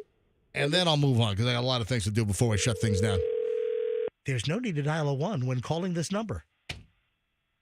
Hello. Oh, look at that. I guess hey, Joe the plumber, it's MJ Fester, Roxanne Live. How you doing? Good. How are you? Joe's on call for us, consent 24/7 here on the MJ Morning Show. So, Joe, we just did a story. A family is getting a $2 million payout after their 76-year-old relative was scalded by 150-degree plus water at an Econo Lodge in Kentucky. Oops. Yeah. All right. So I remember, didn't you, Joe, when my kids were little, didn't you actually set our water a little lower than recommended because of the kids? We can't set it. Plumbers, we cannot set your water heater too high. Did you set it for me low, or did you tell me what to set it at? It comes preset from the factory, and I always double check it. Right. So what is the preset on the typical water heater? Where do they have the thermostat set? 120 degrees. Okay, gotcha. Okay. I thought we might have lowered it like to 117 or something for the. I'm trying to remember, but man, Well, Joe, on your bathtubs, there's a mixing valve that's required that only allows the water to get to a certain temperature. Okay, and then you don't want that scalding. Scalding happens so fast. where does scald begin? On I know that everyone's probably different, but where does scald? I think it's 120 degrees. It takes like, I think it's 3 seconds, 4 seconds, or something like that. Oh man! And then as you go up to 130 degrees, the time gets shorter and shorter. So can you imagine 150 of this 76-year-old guy goes into the shower, turns it on, 150 plus, it knocks him down and he can't get up, and the water's on him for till he was found. And the reaction time is slower. Yeah, at that age, yeah. He can't move, and he's trapped in a bathtub, especially if he fell down. That's slippery. He's lucky he didn't get injured really bad. I mean, worse than he was. He died. Oh no, he died, Joe. Oh, I'm sorry to hear that. Okay. He's in a real jam. Yeah, no, he's he's not in good shape. He died. Family's getting $2 million from the Econo Lodge. He like boiled potatoes. The room Joe. was $59.99, and the family's getting $2+ million. Yeah. All Hopefully right. they didn't have to pay for the room. Yeah, they got a comp, Joe. Thanks. Yeah, all right. I hope so. All right, Joe. How are things in plumbing world? Good? Plumbing world is great. I just closed on my home. I sold my home today. Oh, well, congratulations, Joe. Who's doing the plumbing? Joe's the head of Gonzalez Plumbing in Tampa Bay since 1920. What? 29. Since 1920. Almost 100 years. Almost 100 years. Gonzalez Plumbing. Joe's been a friend of ours for a long time. Let me know what you need to get rid of a van. Yeah. And that's right. The turkey fryer fire van was an old decommissioned Gonzalez super plumber van that was used in that. Hey, and then Joe also, Joe is on like the statewide, he's like the judges on America's Got Talent for plumbers. He is. Seriously. Joe's got a big red buzzer. And don't you guys hear cases of bad plumbers and stuff? That's it for Hillsborough County. Yes. Oh, for Hillsborough. I represent City of Tampa and a board that we hear cases that come up for license infractions. Gotcha. Oh, wait a sec. Michelle's texting me. It was the faucet in the tub. That's what we set low, the mixing valve. And then Chloe complained how her shower never got hot. And we told her that she was crazy until Joe came to the house and remembered that we had made her tub especially cooler so she would not scald herself as a little kid. That is correct. Yeah, Michelle just texted me that. That's Michelle, cool. her mind's a trap. She remembers Pulling everything. it out of the archives. Yeah, exactly. All right, Joe, have a good weekend, buddy. Y'all have a wonderful weekend. All right. You too. Joe the plumber. All right, so that is the hot shower story. Now, the cold shower story. The 7 surprising health benefits of a cold shower. So if you want to have actual physical benefits, according to a physiologist, number 1, it'll boost your immune system. A cold shower can boost your immune system. I believe that. Number 2, it can enhance your mental health. Exposure to cold water may drastically improve mental health in patients, even when drugs have failed to do so. Number 3, improve skin and hair health. Lukewarm water is ideal for face washing as it effectively removes dirt, oil, and impurities without causing excessive dryness or irritation. However, cold water constricts blood vessels in the skin, which can reduce redness and inflammation, so can improve the appearance of the skin. All right. Number 4, supports weight loss. Cold Fester, get on this. Take an ice bath. Yeah, I can't go a day without seeing a reel on social media about somebody taking the ice plunge. Yeah. Or, my friend of mine bought the ice plunge bucket for his garage. Number 5, relieves muscle soreness and accelerates recovery. You've always seen that's athletes. the whole ice bath. Yeah. The athletes that jump into the ice baths, absolutely. Number 6, aids in pain relief and reduces migraines. It gives you AIDS? No, aids in pain relief. Oh, I thought you said AIDS and pain relief. No. Oh, my God. And then finally, a package deal. Finally, number 7, the benefits of a cold shower, cold water, cold bath, cold shower, enhances mood and promotes emotional well-being. Nice. I got to say, my faucet water doesn't get that cold. No, we talked about that. We talked to Joe about it before. So as Roxanne is saying, I run hot and cold, and I just proved it right here on the MJ Morning Show. Boy, do you. I ran very hot and cold just this very, very moment. A couple of other celebrity things that I put off from earlier. There's some American jackwagon that made threats against Taylor Swift on social media during her German stop. An American man made threats against Taylor Swift, was detained ahead of her first concert in Germany in the city of Gelsenkirchen, and will be kept in custody until her shows are over. They're holding on to the guy until she's done with her concerts in Gelsenkirchen. Wow. The suspected stalker, a 34-year-old whose name was not released, but he's an American, had a ticket to Taylor Swift's concert at Gelsenkirchen Veltins Arena on Wednesday. They said that because of an initial investigation, it couldn't entirely rule out any risk, and he was detained during entry checks to the event. Police said the man had made threats against Swift and her partner, Travis Kelce. What he threatened? That Travis Kelce will beat this guy's ass. Yeah, Travis could take care of himself. They said that he had been detained following tips from organizers of the event. Wow. Yeah, she had, 3 shows. Wednesday, Thursday, and tonight at Gelsenkirchen. All part of the Eras tour event. Wow, the local court, they're locking the guy up until the concert's over and she's on a plane out of town. Wow. They added that there was no danger at any point to Swift or the audience, but we're going to lock him up for 3 days. Good. Yeah. Listen. Do it. You don't want to mess around in Germany. Yeah. I don't see what the threats were, though. It doesn't say exactly what it was just a threat against her and her partner. Travis Kelce, I guess, right? And then there's, 9:48. I got to roll. Yeah, we got to get going. We've been chit-chatting here. We're just chit-chatting away. Alec Baldwin, with the whole dramatic collapse of that whole case a week ago. The whole case being chucked out by the judge. The whole case being dismissed. Alec Baldwin free and clear. Which, you really got to feel bad for the family of Helena Hutchins, the cinematographer that died in the mishap with the gun on the set of Rust. Why? Well, because, you want to see it go through the process. What ought to be... it went through the process, and the judge said it wasn't right. Hang on a minute.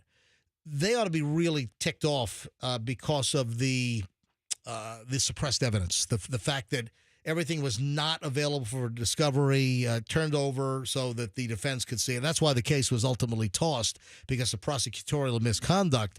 I just feel bad for the family that it didn't get to go through the whole due process of all the evidence being laid out. And it was essentially a technicality that ejected the case and having the judge toss it out. So I do feel bad. But now Alec Baldwin is planning to sue the Santa Fe prosecutor for like a malicious prosecution and going after him. And then you have the armorer, who's really the guilty party here, hands down, because there's no way that Live Round should have been on that set. The armorer now is, I guess, appealing based on the suppressed evidence or the prosecutorial misconduct and suggesting that affected her case and that she wants to be let out of her 18-month involuntary manslaughter sentence. Well, there you go. Anything else? I think that's about it. Don, the IT guy, has been texting quite a bit of information about all this, so take a look at your text when you get a chance, MJ. What's the latest? This is going to go down as the biggest cyber incident ever. Oh, my God. You know what? Just a lot of things. You had that whole car dealer system ransomware attack that shut down like 15,000 car dealers over the last month. I mean, what a mess. You got to get a handle on this stuff. Isn't that great when your cybersecurity company takes down airlines and you got thousands of people lined up at airports all across the country right now? Delta, American, United are still trying to get up and running and back on track. At Tampa International locally. Folks, have a great one. Going to do a little vacation time. I'm heading out to Little Cayman, do some scuba diving with my friends Rich and Brian. And going to be out next week. But we got Froggy's back next week. Yep, I have Froggy back. Froggy is back next week on the MJ Morning Show. All right, so check it out. Have a good one. You need to get a hold of me. I'm MJ at MJMorningShow.com. I'll post some pictures from Scuba Vacation and videos up on Certified MJ Radio. That's Certified MJ Radio. Have a great one, folks, and do me a favor. Just like I will be underwater in Bloody Bay and Jackson's Bight on Little Cayman, let's be careful out there.